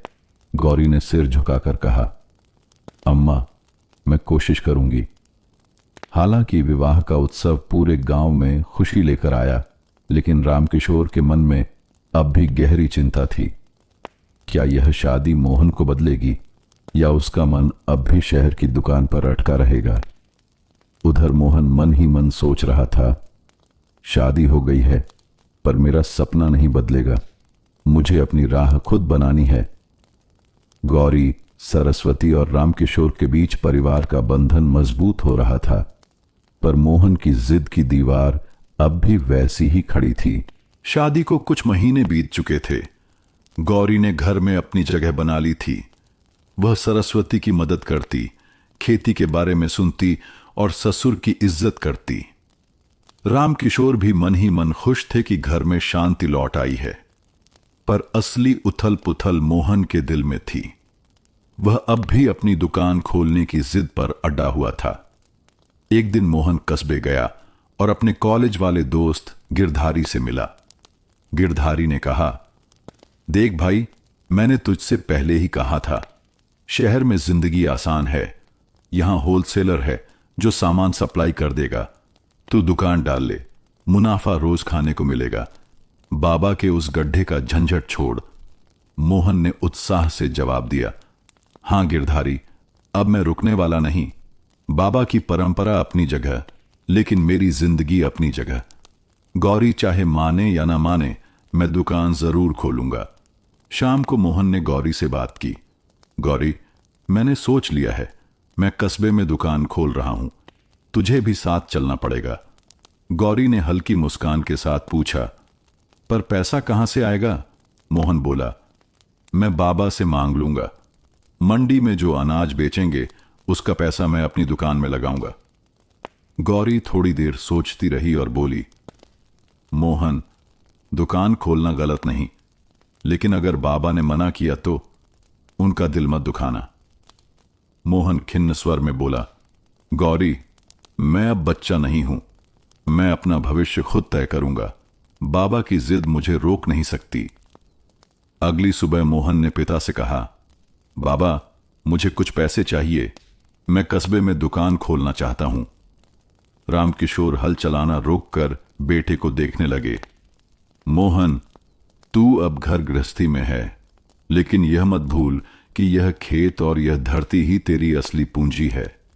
दुकान खोलनी है तो ठीक है, पर जमीन को मत ठुकराना और इस गड्ढे की परंपरा भी मत तोड़ना। मोहन ने सीधे स्वर में कहा, माफ कीजिए बाबा, लेकिन मुझे अब आपकी इस परंपरा पर भरोसा नहीं। मैं अपनी दुकान जरूर खोलूंगा, चाहे उसके लिए मंडी की सारी कमाई क्यों न लगानी पड़े। रामकिशोर का चेहरा कस गया। उन्होंने चुप रहकर अपने पसीने से भीगे माथे को पोंछा और कहा, ठीक है बेटा, जो करना है कर ले, पर याद रख, जमीन की कीमत तू अभी नहीं समझता। जब तू भूख से जूझेगा, तब यही अनाज तुझे पुकारेगा। सरस्वती ने बेटे को समझाने की कोशिश की। मोहन बेटा, तेरे बाबा गलत नहीं। दुकानों पर भरोसा मत कर, कल को घाटा हो गया तो। गौरी ने भी धीरे से कहा, मोहन, मैं तेरे साथ हूं, पर बाबा का दिल मत तोड़ना। मोहन बोला, अम्मा, गौरी, आप लोग मेरी चिंता मत कीजिए। मैं अपने पैरों पर खड़ा होना चाहता हूं। बस देखना, कुछ ही दिनों में मेरी दुकान पूरे कस्बे में मशहूर हो जाएगी। जब यह खबर पूरे गांव में फैली कि मोहन दुकान खोल रहा है, तो चौपाल पर फिर चर्चा छिड़ गई। देखा, लड़का अब अपने बाप की बात नहीं सुनता। कौन सुनेगा पुराने जमाने के गड्ढे की कहानी, आजकल पैसा सबसे बड़ा राजा है, लेकिन अगर दुकान बैठ गई तो तब वो बाप बेटे दोनों मारे जाएंगे। गांव के बुजुर्ग एक दूसरे को देखकर चुप हो जाते। मोहन अब हर दिन अपनी दुकान का सपना देखता। लकड़ी की अलमारियां, रंग बिरंगे डिब्बे, ग्राहकों की भीड़ और खुद का नाम, मोहन जनरल स्टोर। उसकी आंखें चमकती थीं, लेकिन इस चमक के पीछे कहीं न कहीं पिता की गहरी और स्थिर आवाज गूंजती रहती थी। पैसा भूख नहीं मिटा सकता। मोहन उस आवाज को अनसुना कर देता। आखिरकार मोहन ने मंडी में बेचे गए अनाज से मिला सारा पैसा दुकान के लिए खर्च करने का फैसला किया। रामकिशोर ने विरोध नहीं किया, पर उनके हृदय पर गहरी चोट जरूर लगी। उन्होंने बस इतना कहा, जैसा तू चाहे बेटा, पर याद रख, यह जमीन और यह गड्ढा ही असली सहारा है। जब बाकी सब डूबेगा तब यही तुझे बचाएगा। मोहन ने बिना कुछ बोले पिता की ओर देखा और कस्बे की ओर निकल पड़ा। मोहन आखिरकार अपनी जिद पूरी कर चुका था। कस्बे की मुख्य सड़क पर एक छोटी सी दुकान किराए पर ली गई थी। लकड़ी की पुरानी अलमारी, कांच का काउंटर और दीवारों पर टंगे कुछ विज्ञापन, यही मोहन जनरल स्टोर की शुरुआत थी। गांव से मंडी में बेचा हुआ अनाज का पैसा लग चुका था। दुकान का शटर उठाते वक्त मोहन की आंखों में चमक थी। आज से मेरी नई जिंदगी शुरू होती है, वह मन ही मन बोला। पहले ही दिन कुछ ग्राहक आए। साबुन, पाउडर, नमक, तेल और टूथपेस्ट जैसी छोटी मोटी चीजें बिकने लगीं। मोहन उत्साह से गौरी से बोला, देखा गौरी, कैसा चल रहा है? अब रोज की कमाई होगी। खेत में महीने भर मेहनत करनी पड़ती है, यहां हर दिन नफा है। गौरी हल्की मुस्कान के साथ बोली, हां मोहन, मेहनत अपनी जगह है, पर इस काम में भी धैर्य और ईमान जरूरी होंगे, याद रखना। मोहन ने जवाब दिया, ईमान ही मेरी पहचान बनेगा। यहां से मैं बड़ा व्यापारी बनूंगा। जब गांव वालों को पता चला कि मोहन ने वास्तव में दुकान शुरू कर दी है, तो लोग तरह तरह की बातें करने लगे। देखो, लड़के ने सपना पूरा कर दिखाया। अब किसान का बेटा व्यापारी बनेगा। बाबा जरूर खफा होंगे, पर मानना पड़ेगा, मोहन में हिम्मत है। रामकिशोर की ओर गांव वाले उत्सुक नजरों से देख रहे थे, पर रामकिशोर हमेशा की तरह शांत रहे। उन्होंने बस कहा, हमारा बेटा अपनी राह पर चल रहा है, भगवान करे उसे सफलता मिले। लेकिन जो अनुभव मैंने जिया है वह मैं जानता हूं। शाम को घर लौटकर रामकिशोर अकेले आंगन में बैठे थे। सरस्वती पास आईं और बोली, आप खुश क्यों नहीं हैं? बेटा अपनी दुकान खोल चुका है, यह भी गर्व की बात है। रामकिशोर ने धीमा स्वर में कहा, हां, सफलता पर मैं खुश हूं, पर डर भी है। व्यवसाय की राह आसान नहीं है। वहां भरोसा अनाज पर नहीं, लोगों की ईमानदारी पर होता है। और यह दुनिया गांव के खेत जैसी साफ नहीं होती। मोहन अभी नहीं समझता, पर जिंदगी उसे सिखाएगी। कुछ हफ्तों बाद मोहन की दुकान ठीक ठाक चलने लगी। रोज नए ग्राहक आते, कभी कभी नजदीकी गांव के लोग भी आ जाते, पर साथ ही कुछ मुश्किलें भी शुरू हो गईं। एक होलसेल व्यापारी ने मोहन को माल दिया और बोला, पैसे महीने के बाद देना। मोहन खुश हो गया, लेकिन महीने के अंत में व्यापारी ने उम्मीद से ज्यादा दाम वसूले। मोहन ने विरोध किया तो उसने कहा, बाजार का यही नियम है, जो करना है कर, नहीं तो सामान मिलना बंद। मोहन परेशान हो गया। उसके दिमाग में पहली बार पिता की बात गूंजी, दुनिया भरोसे पर नहीं, अनाज पर टिकती है। गौरी अब दुकान में बराबरी से हाथ बटाती। वह हिसाब किताब में सावधान रहती, जबकि मोहन नए नए आइडियाज में उलझा रहता। कभी वह प्लास्टिक के खिलौने मंगवाता, कभी रेडियो, पर कई बार माल बिकता नहीं और दुकान में पड़ा पड़ा धूल खाता। गौरी ने कहा, मोहन, जो सामान बिकता है बस वही मंगाओ, नफे के लालच में सब कुछ मत भर दो। मोहन चिढ़कर बोला, तुम कुछ समझती नहीं, आजकल लोग वही खरीदते हैं जो नया हो। मैं सबको दिखा दूंगा कि मेरी दुकान सबसे अलग है। एक दिन सरस्वती दुकान पर आईं। उन्होंने बैठते हुए कहा, मोहन बेटा, अच्छा है तू मेहनत कर रहा है, पर ध्यान रख, व्यापार की असली ताकत अनुशासन और धैर्य है। जैसे तेरे बाबा अनाज संभाल कर रखते हैं, वैसे ही तू भी अपनी कमाई संभाल कर रख। मोहन ने कहा, अम्मा, बस कुछ ही दिनों में देखना, मेरी दुकान पूरे कस्बे में मशहूर होगी। तब लोग बाबा को छोड़कर मेरी मिसाल देंगे। सरस्वती ने बेटे के सिर पर हाथ रखा और चुपचाप निकल गईं। उनके मन में गहरी चिंता थी। कुछ महीने गुजरते गुजरते दुकान का कर्जा बढ़ने लगा। व्यापारियों का हिसाब बढ़ गया, लेकिन बिक्री उतनी नहीं थी। मोहन बेचैन रहने लगा। पिता से दूरी और बढ़ गई। वह हर शाम अकेला दुकान में बैठकर ग्राहकों का इंतजार करता। गौरी धीरे से कहती, मोहन, शायद बाबा सही कहते थे, हमेशा सब आसान नहीं होता। मोहन हताश स्वर में जवाब देता, नहीं गौरी, मैं हार नहीं मानूंगा। चाहे कुछ भी हो जाए, मैं दिखाकर रहूंगा कि मेरी राह ही सही है। कस्बे की बाजार में मोहन जनरल स्टोर का शटर रोज सुबह उठता था, पर अब रौनक पहले जैसी नहीं रही। मोहन हर दिन उम्मीद करता, आज भीड़ होगी, लेकिन दुकान अक्सर खाली ही रहती। ग्राहक अब पुराने व्यापारी के पास ज्यादा जाते, क्योंकि उसकी जड़ें मजबूत थीं।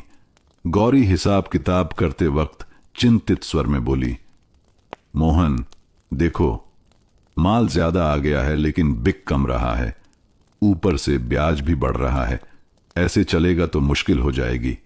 मोहन माथा पकड़कर बोला, गौरी, मुझे तो लगा था कि सब आसान होगा, कमाई होगी, नाम होगा, पर यहां तो घाटा ही घाटा है।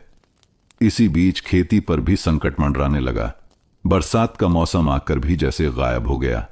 बादल उमड़ते घुमड़ते, पर बारिश के नाम पर बस कुछ बूंदें गिरती। खेत की धरती फटने लगी और दरारें चौड़ी होने लगीं। रामकिशोर खेत के बीच खड़े थे। उनकी आंखों में गहरी चिंता थी।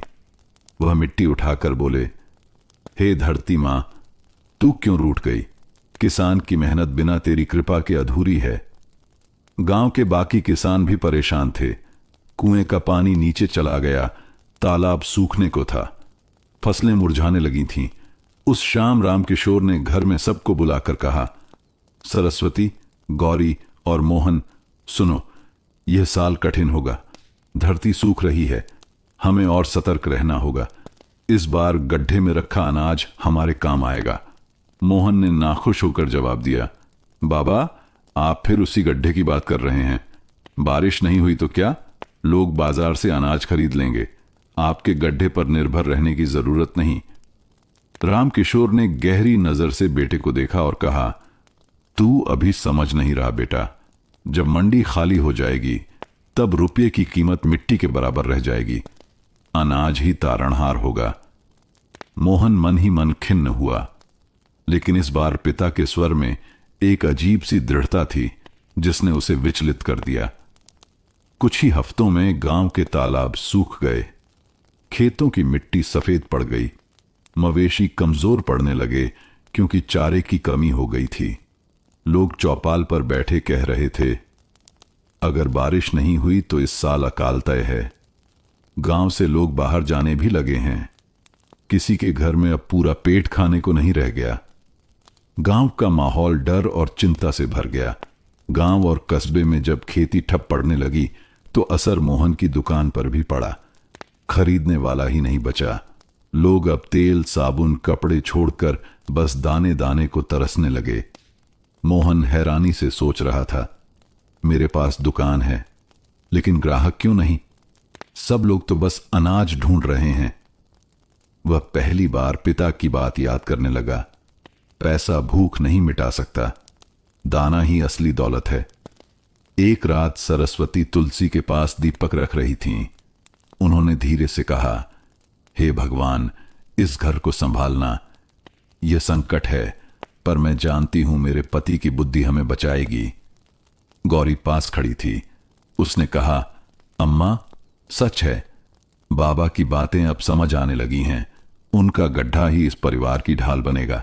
सरस्वती ने आह भरते हुए कहा, काश मोहन भी यह समझ जाए। उस रात मोहन खाट पर लेटा था। उसके सामने अपनी दुकान, बचे हुए कर्ज और पास पड़ोस की भूखी आंखों के दृश्य घूम रहे थे। उसने आहिस्ता से आंखें बंद की और मन ही मन स्वीकार किया, शायद बाबा गलत नहीं थे, लेकिन अब बात मेरे अहंकार की है। अगर मैं मान लूं तो लोग कहेंगे मैं हार गया। मैं क्या करूं? मोहन की आंखों से नींद गायब थी। अब उसके भीतर पिता की सोच और अपनी जिद के बीच असली जंग शुरू हो चुकी थी। बरसात अब पूरी तरह से धोखा दे चुकी थी। आसमान हर दिन काले बादलों से भरता, गरजता, मगर बूंदें धरती तक पहुंचने से पहले गायब हो जाती। खेतों की हरियाली मुरझाकर पीली पड़ गई थी। गेहूंों की बालियां अधूरी रह गईं, बाजरे की फसल सूख कर टूट कर गिरने लगी। गांव के बच्चे जो कभी खेतों में कौतुक से खेलते थे, अब खामोश बैठे अपनी माताओं की आंखों की चिंता समझने लगे। एक दिन चौपाल पर भीड़ इकट्ठा हुई। लाला जी बोले, इस बार तो भगवान रूठ गया है, खेत में लगाने लायक पानी भी नहीं। हरिकिशन ने आह भरकर कहा, हमारे अनाज के बखार खाली हो रहे हैं, पशुओं के लिए भूसा नहीं, घर में रोटी नहीं। अब क्या होगा? कोई और जोड़ने लगा। कर्जदारों ने तंग करना शुरू कर दिया। खेत सूखे हैं तो साहूकार भी पैसे नहीं दे रहे। सच कहूं तो यह साल गांव को तबाह कर देगा। लोगों की आंखों में डर साफ झलक रहा था। मोहन कस्बे से अपनी दुकान बंद करके लौटा। चेहरा उदास था। गौरी ने पूछा, क्या हुआ? मोहन बोला, गौरी, दुकान पर लोग आना बंद हो गए हैं। सब सिर्फ दाने दाने को तरस रहे हैं और मेरे पास कपड़े, साबुन, खिलौने पड़े पड़े धूल खा रहे हैं। पैसा खत्म हो गया। ऊपर से कर्जदार रोज दरवाजे खटखटाते हैं। गौरी ने चुपचाप उसकी ओर देखा। मोहन, अब भी वक्त है। बाबा से सीख ले। उनका गड्ढा इस बार हमारे लिए वरदान साबित होगा। मोहन को लगा जैसे उसके भीतर कोई चीज टूट रही है, लेकिन उसने जिद्दी स्वर में कहा, नहीं गौरी, अगर मैं मान लूं कि बाबा सही हैं तो सब यही कहेंगे कि मोहन नाकाम हो गया। यह हार मैं बर्दाश्त नहीं कर सकता। सरस्वती ने दोनों को पास बिठाया और कहा, बच्चों, जीवन में जीत हार पैसे से नहीं होती। असली जीत तो उस दिन है जब पेट भर सके। तेरे बाबा का गड्ढा इसीलिए है। आज तू हार मान ले या जीत ले, लेकिन सच यही है कि यह वक्त हमें परखने आया है और उस समय वही टिकेगा जिसने पहले से तैयारी की है। मोहन के होंठ कांपने लगे, पर उसने कुछ कहा नहीं। अब हालत और बिगड़ गई। गांव की गलियों में भूख की आवाजें गूंजने लगीं। बच्चों के रोने की चीखें, औरतों की करुण पुकार, मवेशियों की हड्डियों से झांकती भूख, सबने माहौल को और भयावह बना दिया। कुछ लोग पलायन करने लगे। हम कस्बे चलेंगे, वहां शायद काम मिल जाए। यहां तो मौत ही मिलेगी। गांव धीरे धीरे उजाड़ सा दिखने लगा। रामकिशोर खामोश बैठे सब देख रहे थे। अचानक उन्होंने उठकर कहा, समय आ गया है। अब हमें अपने गड्ढे का ताला खोलना होगा। सरस्वती मुस्कुराई, मानो उनके दिल का बोझ हल्का हो गया हो। पर मोहन वहीं खड़ा था, स्तब्ध, शर्मिंदा और हतप्रभ। उसे समझ आ रहा था कि जिस चीज का मजाक वह सालों से उड़ाता आया था, वही अब गांव और उसके परिवार की ढाल बनने वाली थी। उस रात मोहन नींद में करवटें बदलता रहा। उसके सामने दुकान के कर्ज, कस्बे के व्यापारी की ताने और गांव के भूखे लोगों की आंखें घूम रही थीं। हर दृश्य के बीच कहीं बाबा की आवाज गूंज रही थी, आधी कमाई आज के लिए, आधी कल के लिए। मोहन के दिल में अब अहंकार और सच्चाई की जंग चल रही थी। वह समझ चुका था, गड्ढा ही असली पूंजी है। गांव में रोने चिल्लाने की आवाजें हर ओर थीं। बच्चे रोटी के एक टुकड़े के लिए बिलख रहे थे। बूढ़े कमजोर होकर बिस्तरों से उठ नहीं पा रहे थे। औरतें खाली बर्तनों को टकटकी लगाए देखती रहीं। ऐसे हालात में जब सभी उम्मीदें टूट चुकी थीं, तब रामकिशोर ने आंगन में खड़े होकर एक घोषणा की, भाइयों और बहनों, अब और डरने की जरूरत नहीं। हमने जो सालों से बचा कर रखा था, अब वह समय आ गया है जब उसका उपयोग होगा। रामकिशोर ने मोहन, गौरी और सरस्वती को साथ लेकर घर के पिछवाड़े का रास्ता पकड़ा। वहां वही नीम का पेड़ खड़ा था जिसके नीचे रहस्यमयी गड्ढा था। गांव वाले भी भीड़ लगाकर पीछे पीछे आ गए। रामकिशोर ने मिट्टी हटाई, लकड़ी का ढक्कन निकाला और बोरों पर सजे सोने जैसे चमचमाते अनाज को सबके सामने लाकर रख दिया। गांव में खामोशी छा गई। फिर किसी बच्चे ने मां की गोद से झांक कर कहा, अम्मा देखो खाना। और उसकी मासूम आवाज ने माहौल को आंसुओं से भर दिया। गांव के बुजुर्ग लालाजी रो पड़े। रामकिशोर, तूने हमारे गांव को बचा लिया। कोई औरत बोली, हमारे बच्चे तेरी वजह से भूखे नहीं मरेंगे। पल भर में जो लोग कभी मजाक उड़ाते थे, वही अब हाथ जोड़कर रामकिशोर की तरफ देखने लगे। रामकिशोर ने बोरों को एक एक कर बाहर निकाला और कहा, यह अनाज सिर्फ हमारे परिवार का नहीं, पूरे गांव का है। जब तक यह चलता है, कोई भूखा नहीं रहेगा, लेकिन सबको बराबर हिस्सा मिलेगा। गांव के लोग पंक्तिबद्ध होने लगे। हर घर के लिए थोड़ी थोड़ी गेहूं, चावल और दालें बांट दी गईं। पहली बार कई दिनों बाद चूल्हों से धुआं उठने लगा। गांव में जीवन की लौ फिर से जगमगा उठी। मोहन पिता के पास ही खड़ा था। उसकी आंखों से आंसू टपकने लगे। वह सोच रहा था, यह वही गड्ढा है जिसे मैं बेकार कहता रहा। यह वही अनाज है जिसका मैंने मजाक उड़ाया, और आज पूरा गांव इससे जी रहा है। मैं कितना गलत था। उसने पिता के पैर पकड़ लिए। बाबा, मुझे माफ कर दीजिए। मैंने आपकी सोच पर शक किया। मैं आपकी दूरदर्शिता को नहीं पहचान पाया। रामकिशोर ने बेटे के सिर पर हाथ रखा और बोले, मोहन, भूल करना गुनाह नहीं, गुनाह है उससे सीख न लेना। आज तूने देख लिया कि आधी कमाई का मतलब क्या होता है। यही जिंदगी है बेटा, आधी आज के लिए, आधी कल के लिए। सरस्वती की आंखों से भी आंसू बह रहे थे, पर वह खुशी के थे। गौरी ने कहा, बाबा, आपका यह काम तो किसी भगवान से कम नहीं। आपने पूरे गांव को बचा लिया। रामकिशोर ने मुस्कुराकर जवाब दिया, नहीं बेटी, भगवान ने ही हाथों से धरती का ये वरदान हमें दिया है। मैंने तो बस उसे संभाला। अगली सुबह चौपाल पर गांव के लोग एक एक कर रामकिशोर का धन्यवाद करने आए। सरपंच ने कहा, आज के बाद से इस गांव की इज्जत तू है रामकिशोर। हमारी आने वाली पीढ़ियां तुझे याद रखेंगी। ये गड्ढा सिर्फ तेरे घर का नहीं, पूरे मुरलीपुर गांव का खजाना है। पास खड़ा मोहन गर्व और शर्म से भर उठा। अब वह समझ चुका था कि दुकान का पैसा और शहर की चमक सिर्फ दिखावा है। असली ताकत तो उस किसान की दूरदर्शिता में है जो आधा अनाज भविष्य के लिए बचा लेता है। भोर की हवा में गांव के चूल्हों से उठता धुआं एक नई उम्मीद का संकेत था। अब हर घर में अनाज का दाना पक रहा था। बच्चे हंस रहे थे, महिलाओं के चेहरे पर संतोष की झलक थी। लेकिन इस सब के बीच मोहन का मन गहरे विचारों में डूबा हुआ था। रामकिशोर आंगन में बैठे खाट पर आराम कर रहे थे। सूरज उनकी झुकी दाढ़ी पर सुनहरी चमक बिखेर रहा था। उन्होंने मोहन को बुलाया। मोहन बेटा, आज मैं तुझसे एक वादा लेना चाहता हूं।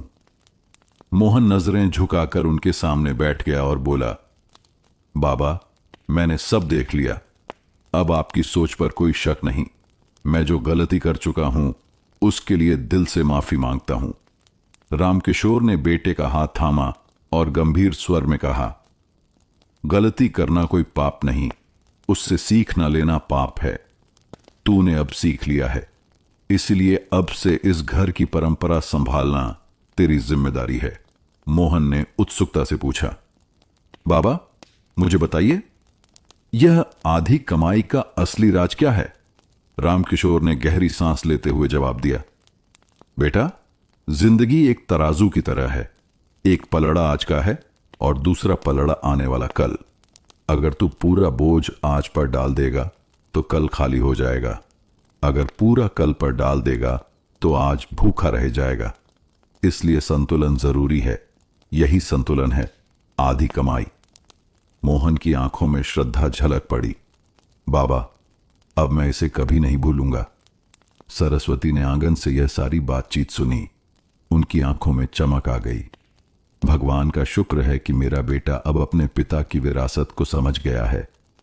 उन्होंने गौरी से धीरे से कहा, बहू, अब घर और खेत दोनों सही हाथों में रहेंगे। गौरी ने सिर झुकाकर कहा, अम्मा, यह हमारी ताकत है। हम इस परंपरा को कभी नहीं छोड़ेंगे।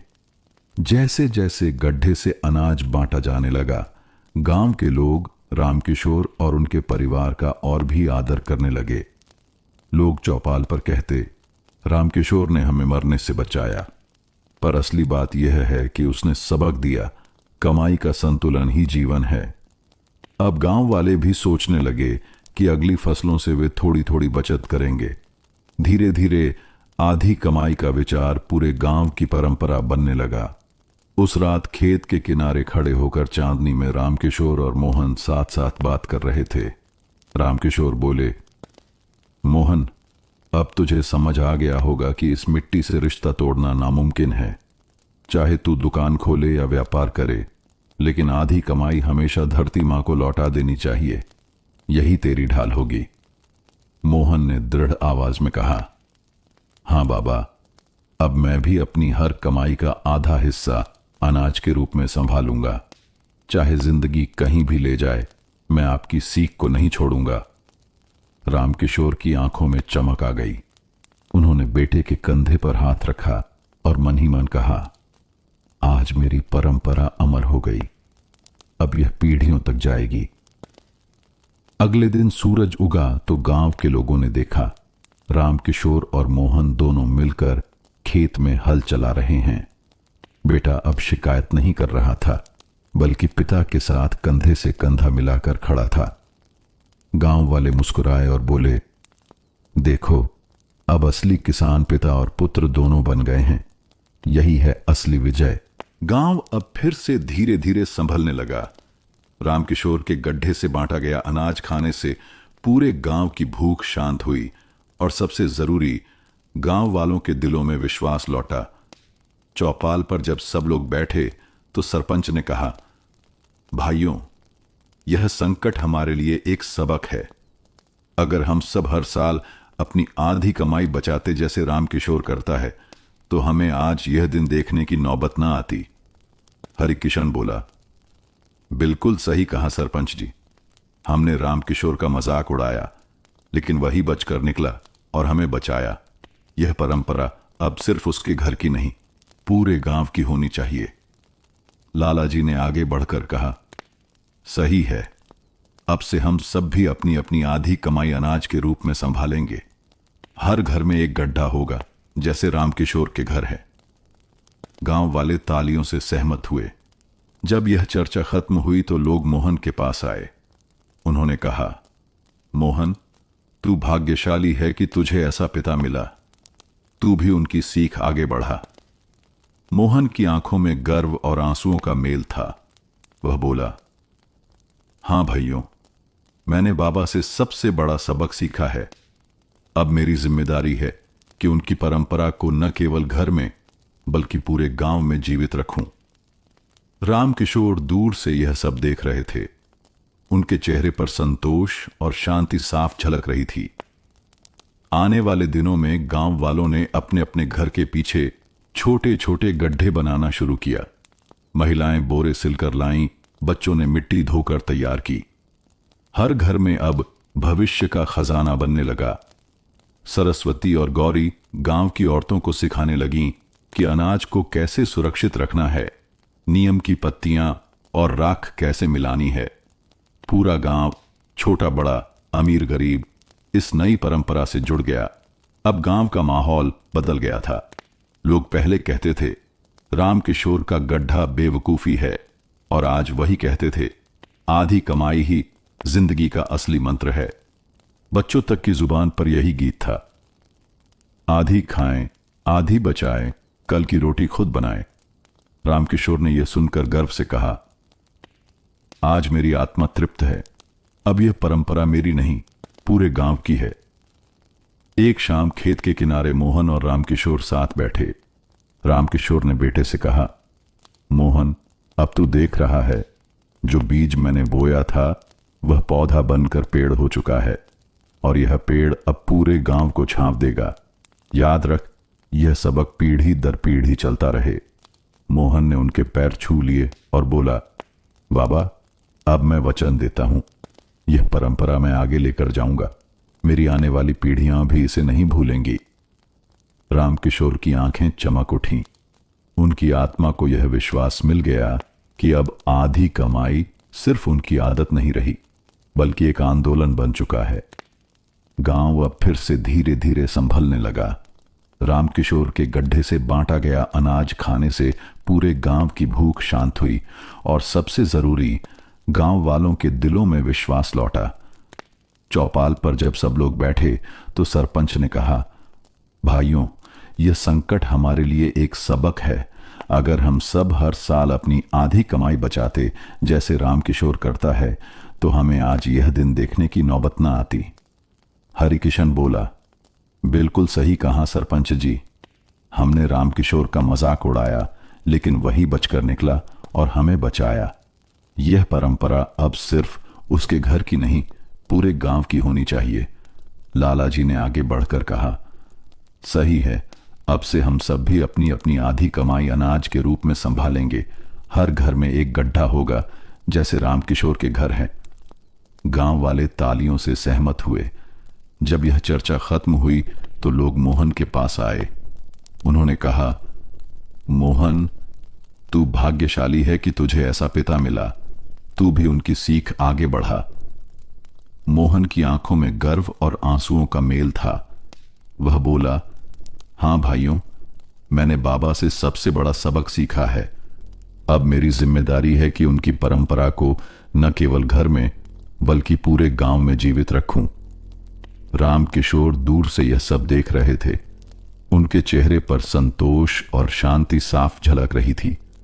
आने वाले दिनों में गांव वालों ने अपने अपने घर के पीछे छोटे छोटे गड्ढे बनाना शुरू किया। महिलाएं बोरे सिलकर लाईं, बच्चों ने मिट्टी धोकर तैयार की। हर घर में अब भविष्य का खजाना बनने लगा। सरस्वती और गौरी गांव की औरतों को सिखाने लगीं कि अनाज को कैसे सुरक्षित रखना है, नियम की पत्तियां और राख कैसे मिलानी है। पूरा गांव, छोटा बड़ा, अमीर गरीब, इस नई परंपरा से जुड़ गया। अब गांव का माहौल बदल गया था।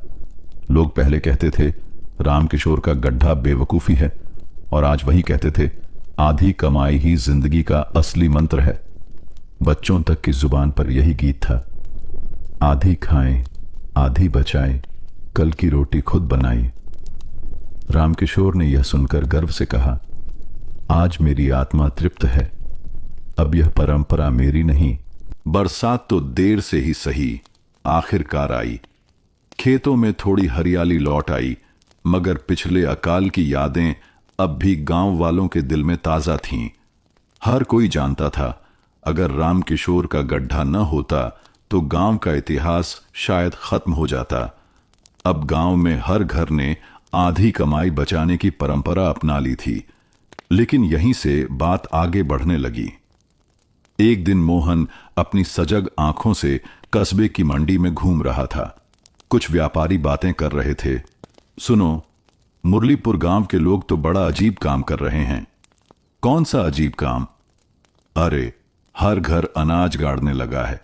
अकाल का डर सताता है ना इन्हें। लेकिन सोचो, अगर सब यह करने लगे तो मंडी का काम कम हो जाएगा। मोहन ने पास जाकर कहा, भाइयों, अकाल में मंडी भी बंद हो जाती है, तब तो यही अनाज काम आता है। मेरी आंखों ने देखा है, आधी कमाई की यही ताकत है। कुछ व्यापारी हंसे, लेकिन कुछ सोच में पड़ गए। मोहन ने ठान लिया कि वह आधी कमाई की सोच को गांव के बाहर ले जाएगा। वह कस्बे के स्कूल में गया और बच्चों से कहा, बच्चों, जैसे तुम गुल्लक में पैसे बचाते हो, वैसे ही तुम्हारे माता पिता अगर आधा अनाज बचाएं तो कभी भूखे पेट नहीं रहना पड़ेगा। याद रखो, बचत ही भविष्य की सुरक्षा है। बच्चे खुशी से चिल्लाए, आधी कमाई, आधी कमाई। यह नारा धीरे धीरे कस्बे में भी फैलने लगा। जब रामकिशोर को यह खबर मिली तो उनकी आंखें भर आईं।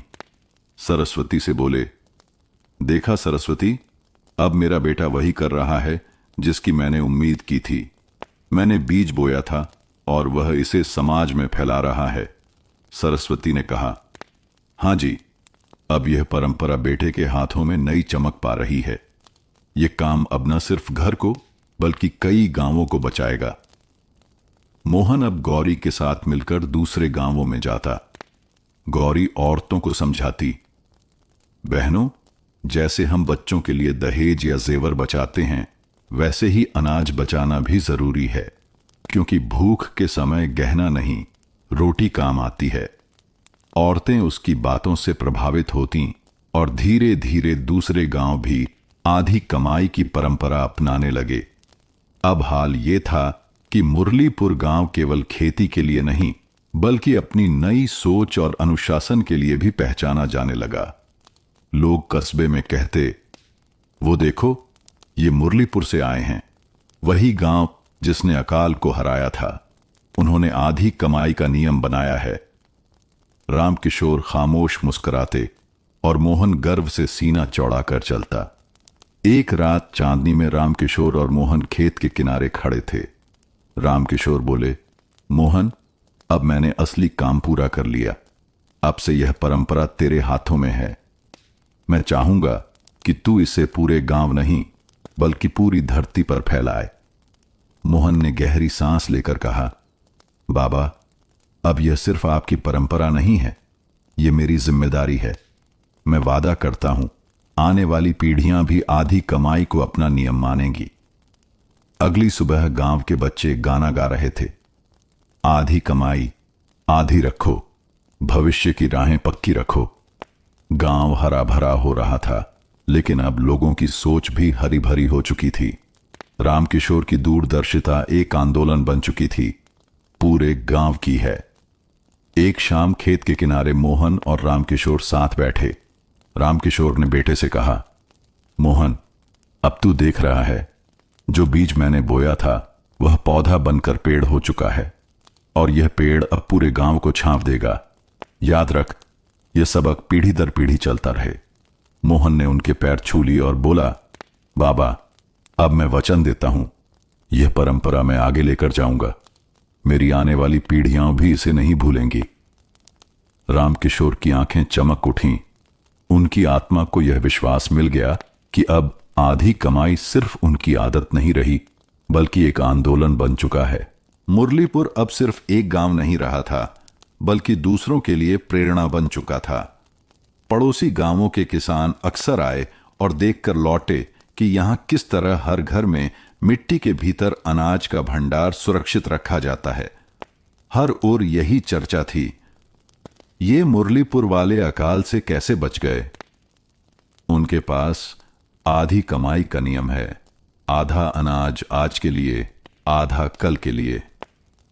पास ही के गांव धनपुर में पंचायत हुई। एक किसान रघुनाथ बोला, पिछले साल जब हम भूख से तड़प रहे थे, तब मुरलीपुर वालों ने हमें अनाज दिया, क्यों ना हम भी उनकी परंपरा अपनाएं। दूसरे किसान ने कहा, बिल्कुल, अब समय आ गया है कि हम भी आधी कमाई बचाएं। अगर ईश्वर फिर से हमें परखे तो हम मजबूती से खड़े रहें। और इस तरह आधी कमाई का मंत्र धीरे धीरे आसपास के गांवों तक पहुंचने लगा। मोहन अब सक्रिय रूप से इस परंपरा को फैलाने की कोशिश कर रहा था। वह गांवों की चौपालों में जाता और कहता, भाइयों, पैसे से भूख नहीं मिटती, अकाल ने सबको सबक दिया है। अगर चाहते हो कि तुम्हारे बच्चे कभी भूखे न रहें, तो आज से प्रण लो, आधी कमाई सुरक्षित रखोगे। गौरी गांव की महिलाओं से जुड़ती और उन्हें बताती कि किस तरह अनाज को सुरक्षित रखना है। सरस्वती और बुजुर्ग महिलाएं भी अपने अनुभव साझा करती। धीरे धीरे पूरे इलाके में मुरलीपुर की पहचान बदल गई। अब लोग कस्बे और मंडी में कहते, ये वही गांव है जिसने अकाल में हार नहीं मानी। इन्होंने दूरदर्शिता की मिसाल कायम की है। बच्चे, किसान, महिलाएं सब इस परंपरा को आगे बढ़ाने लगे। रामकिशोर अब बूढ़े हो चले थे, पर उनके चेहरे पर शांति थी। एक शाम उन्होंने मोहन से कहा, बेटा देख तो सही, जो नियम मैंने घर में शुरू किया था वह अब गांवों और कस्बों की पहचान बन रहा है। यही असल खुशी है। मोहन ने भावुक होकर जवाब दिया, बाबा आपने सिर्फ अनाज नहीं बचाया, आपने पूरे समाज को बचाया है। मैं वादा करता हूं आने वाली पीढ़ियां इसे कभी भूलेंगी नहीं। कुछ महीनों बाद मुरलीपुर में एक बड़ा आयोजन हुआ। आसपास के कई गांवों के किसान परिवार इकट्ठा हुए। सरपंच ने घोषणा की, आज से हम सब एक संकल्प लेते हैं, हर साल आधी कमाई अनाज के रूप में सुरक्षित रखेंगे। यह नियम अब हमारी संस्कृति का हिस्सा होगा। लोगों ने ताली बजाकर संकल्प लिया। हवा में एक नया विश्वास तैर रहा था। अब आधी कमाई सिर्फ एक आदत नहीं रही, बल्कि जीवन का मूल्य बन चुकी थी। गांवों की औरतें इसे बच्चों को कहानी की तरह सुनाती। बेटा याद रखो, आधा आज के लिए, आधा कल के लिए। बच्चे हंसकर कहते, हां अम्मा, हम भी ऐसे ही करेंगे। रामकिशोर की आंखों में आंसू थे, पर वे संतोष के आंसू थे। वह जानते थे कि अब यह बीज पूरे इलाके में अंकुरित हो चुका है। मुरलीपुर और उसके आसपास के गांव अब आधी कमाई की परंपरा अपना चुके थे। हर घर के आंगन में गड्ढे खुदे दिखते थे। हर बोरे में नीम की पत्तियां और राख डालकर अनाज संभाला जाने लगा था। लोग कहते थे, रामकिशोर की सीख ने हमें नया जीवन दिया है। लेकिन जीवन कभी सीधा सपाट नहीं चलता। अब फिर से एक संकट आने वाला था। अगले साल बारिश ने फिर धोखा दिया, पर इस बार हालात पिछले अकाल से भी खराब थे। पहले तो आसमान खाली रहा, और जब बरसात आई तो इतनी भयंकर कि खेत बह गए, फसलें मिट्टी में दब गईं। गांव वाले हताश होकर बोले, हे भगवान, यह कैसी विनाशकारी बारिश! न सूखा रह सका, न फसल बच सकी। लोगों की आंखों में डर साफ दिख रहा था। उनके मन में सवाल था, क्या इस बार भी आधी कमाई उन्हें बचा पाएगी? चौपाल पर सरपंच ने पंचायत बुलाई। भाइयों, पिछले साल हमने प्रण लिया था कि आधी कमाई हमेशा बचाएंगे। अब वक्त है इस प्रण की परीक्षा का। हर घर से गड्ढा खोलो और बांटकर यह कठिन समय निकालो। एक किसान बोला, हमने पहली बार यह किया है, डर यही है कि अनाज कहीं खराब तो नहीं हो गया। दूसरा किसान बोला, नहीं भाई, हमने तो नीम की पत्तियां और राख भी डाली थीं। सबक यही था। लोगों के दिलों में हिम्मत जागी। धीरे धीरे हर घर में गड्ढे खुले। बोरों में अनाज चमक रहा था। गेहूं, चावल और दालें बिल्कुल सुरक्षित थीं। गांव वालों की सांस में जान लौट आई। वे चिल्लाए, देखो, हमारी आधी कमाई हमें बचा रही है। रामकिशोर के चेहरे पर गर्व था, जबकि मोहन का सीना गर्व और खुशी से चौड़ा हो गया। हर गांव ने अपने गड्ढों से अनाज निकाला और बराबर बांटा। बच्चों, बड़ों, जानवरों, सबको खाना मिलने लगा। भयंकर बारिश और खराब हुए खेत के बावजूद कोई भूखा नहीं रहा। सरपंच ने कहा, आज यह साफ हो गया कि आधी कमाई सिर्फ एक नियम नहीं, यह हमारी जान है। जिसने इसे संजोया वही बच गया। अब गांव वाले मोहन से कहने लगे, मोहन, अब तू ही हमारा मार्गदर्शक है। तू ही हमें दिखा कि इस परंपरा को और मजबूत कैसे बनाएं। मोहन बोला, भाइयों, यह मेरा नियम नहीं, मेरे बाबा का वरदान है। उनका आशीर्वाद ही हमें आज 2 बार अकाल से पार लगा चुका है। हमें प्रण लेना होगा कि आने वाली पीढ़ियां इसे कभी न भूलें। लोगों ने अपने हाथ आकाश की ओर उठाकर सामूहिक स्वर में कहा, आधी कमाई ही जीवन है। रामकिशोर दूर बैठे यह सब देख रहे थे। उनकी आंखें भीग गईं। उन्होंने मन ही मन कहा, हे धरती मां, अब मुझे कोई चिंता नहीं। मेरी परंपरा अब सिर्फ मेरे घर की नहीं, पूरे समाज की हो चुकी है। सरस्वती और गौरी भी गर्व से भरी हुई थीं। उनके मन की गहराई से निकला, आज सच में इस घर की मेहनत सफल हुई है। दूसरी बार आई इस बड़ी परीक्षा के बाद कोई यह नहीं कह सकता था कि आधी कमाई व्यर्थ है। अब यह परंपरा विश्वास से आगे बढ़कर आस्था बन चुकी थी। गांव, कस्बा, पंचायत, हर जगह यही चर्चा थी। मुरलीपुर ने हमें नया रास्ता दिखाया है और धीरे धीरे यह विचार सिर्फ क्षेत्रीय नहीं बल्कि दूर दूर तक फैलने लगा। दूसरी बार आया संकट। जब आधी कमाई की ताकत से काबू में आ गया तो अब यह विचार सिर्फ गांव की परंपरा भर नहीं रहा। लोग कस्बे और अन्य गांवों में जाकर बताया करते थे, हमारे गांव ने अकाल को झेला लेकिन एक भी घर भूखा नहीं रहा। क्यों? क्योंकि हमने हर साल आधी कमाई संभाल कर रखी थी। कुछ ही महीनों बाद जिला पंचायत ने एक बड़ा आयोजन बुलाया। इसमें दर्जनों गांवों के प्रतिनिधि, किसान और व्यापारी जुटे। वहां सरपंच ने मुरलीपुर का उदाहरण रखते हुए कहा, भाइयों, हमें अपनी सोच बदलनी होगी। मुरलीपुर के लोगों ने हमें दिखा दिया है कि अनुशासन और दूरदर्शिता कैसी क्रांति ला सकती है। हमें भी आधी कमाई का नियम अपनाना चाहिए। सभा में जोरदार तालियां बजीं। अब यह बात शहरों में भी गूंजने लगी। अखबारों की सुर्खियों में छपा, मुरलीपुर का गड्ढा जिसने अकाल को मात दी।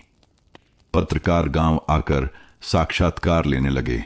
वे मोहन से पूछते, आपके पिता ने यह नियम क्यों और कैसे शुरू किया?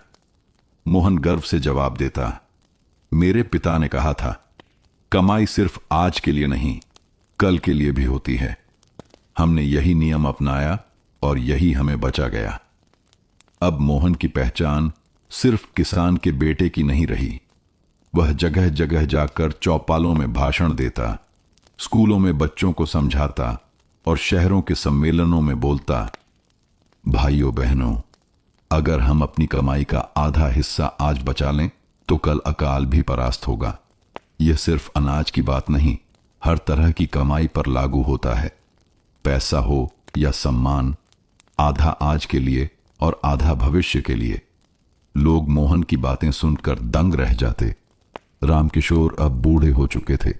वह चुपचाप खाट पर बैठकर बेटे को देख मुस्कुराते रहते। उन्होंने सरस्वती से कहा, देखा, हमारा बेटा वही बीज बो रहा है जो मैंने लगाया था। आज वह पूरे जिले का संदेशवाहक बन चुका है। अब मुझे ईश्वर से कुछ और नहीं चाहिए। सरस्वती की आंखें छलक आईं। आप सही कहते हैं। आपने जो पगडंडी बनाई थी, मोहन ने उसे राजमार्ग बना दिया। गौरी ने भी इस आंदोलन में बड़ा योगदान देना शुरू किया। वह महिलाओं के समूह बनाती और उन्हें समझाती, बहनों, अगर तुम अपने बच्चों का भविष्य सुरक्षित करना चाहती हो तो हर फसल में थोड़ी थोड़ी आधी कमाई जरूर बचाओ। यह गहनों से भी ज्यादा कीमती है। औरतें एक सुर में बोलती, हम वचन देते हैं। धीरे धीरे यह आवाज और दूर फैल गई। राज्य के कृषि विभाग के अधिकारी गांव में आए और बोले, हम इस मॉडल को पूरे प्रदेश में फैलाना चाहते हैं। मुरलीपुर अब बाकी गांवों के लिए उदाहरण बनेगा। मोहन गर्व से खड़ा था। गांव के लोग उसे घेर कर कहने लगे, मोहन, तुमने अपने पिता की परंपरा को सचमुच अमर कर दिया। लेकिन मोहन ने हाथ जोड़कर कहा, भाइयों, यह मेरा नहीं, मेरे बाबा का आशीर्वाद है। उन्होंने सिखाया था कि धरती से रिश्ते का सम्मान करो। यही हमें अकाल और आपदा से बचा सकता है। मेरी असली जीत तब होगी जब हर घर में आधी कमाई की परंपरा होगी। भीड़ ने जोरदार नारा लगाया, आधी कमाई, जीवन की सच्चाई। गांव में शांति लौट आई थी। फसलों ने फिर से लहलहाना शुरू कर दिया था। तालाबों में पानी भर चुका था और बच्चों की हंसी गलियों में गूंज रही थी। लेकिन अब गांव पहले जैसा नहीं था। यह बदल चुका था। हर घर में गड्ढा था। हर घर में आधी कमाई की परंपरा जड़ पकड़ चुकी थी। रामकिशोर अब बूढ़े हो चले थे। एक दिन जब सूरज ढल रहा था, वे खाट पर लेटे हुए बोले, मोहन बेटा, अब मेरी सांसें थकने लगी हैं, लेकिन मेरी आत्मा खुश है। मैंने जो बीज लगाया था वह आज विशाल पेड़ बन चुका है। तूने इसे संभाला, आगे बढ़ाया और पूरे इलाके में फैलाया। मोहन की आंखें नम हो गईं।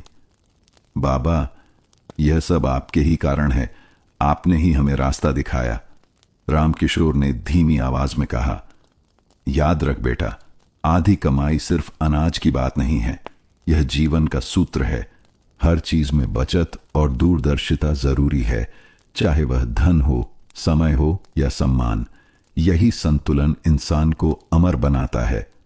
इतना कहकर उन्होंने बेटे का हाथ थामा और मंद मुस्कान के साथ आंखें मूंद लीं। सरस्वती की आंखों से आंसू बह निकले, लेकिन उन्होंने सिर उठाकर कहा, उनकी आत्मा को शांति मिले। उन्होंने न सिर्फ हमें बल्कि पूरी पीढ़ी को जीना सिखाया। गौरी ने धीरे से कहा, हां अम्मा, उनकी सीख अब हम सबकी सांसों में है। अगले दिन पूरे गांव ने मिलकर रामकिशोर को श्रद्धांजलि दी। चौपाल पर लोग बोले, यह आदमी किसान नहीं था, यह भगवान का दूत था। इसने हमें 2 बार अकाल से बचाया और जीने का नया मंत्र दिया। हर घर की तुलसी के पास दीपक जलाए गए। बच्चे हाथ जोड़कर कहते, हम बाबा की आधी कमाई को जीवन भर निभाएंगे। मोहन ने गांव वालों को संबोधित करते हुए कहा, भाइयों और बहनों, मेरे बाबा आज हमारे बीच नहीं हैं, लेकिन उनकी आत्मा हमें देख रही है। मैं प्रण करता हूं कि आधी कमाई की यह परंपरा सिर्फ हमारे गांव और जिले तक नहीं रुकेगी। इसे मैं हर उस जगह ले जाऊंगा जहां लोग भविष्य की सुरक्षा चाहते हैं। मेरी आने वाली पीढ़ियां भी इसे नहीं भूलेंगी। भीड़ ने एक सुर में कहा, आधी कमाई अमर रहे। अब आधी कमाई एक नियम नहीं बल्कि जीवन मंत्र बन चुकी थी। औरतें इसे लल्लबाई की तरह बच्चों को सुनाती। बेटा, आधा आज आधा कल। युवक इसे गर्व से अपनाते। हमारे पूर्वजों की इज्जत यही है और बुजुर्ग इसे आशीर्वाद देते। हे रामकिशोर, तेरी सीख अब अमर हो गई। खेतों में सुनहरी फसल लहराने लगी। मोहन और गौरी हाथों में दरांती लिए नई पीढ़ी को लेकर काम कर रहे थे। पास में बच्चे खेल रहे थे और गुनगुना रहे थे, आधी कमाई जीवन की सच्चाई, आधी रखो कल की गारंटी पाओ। मोहन ने आसमान की ओर देखा और मन ही मन कहा, बाबा, आपकी विरासत अब सिर्फ मेरे हाथों में नहीं, पूरे समाज के हाथों में है। आप अमर हैं।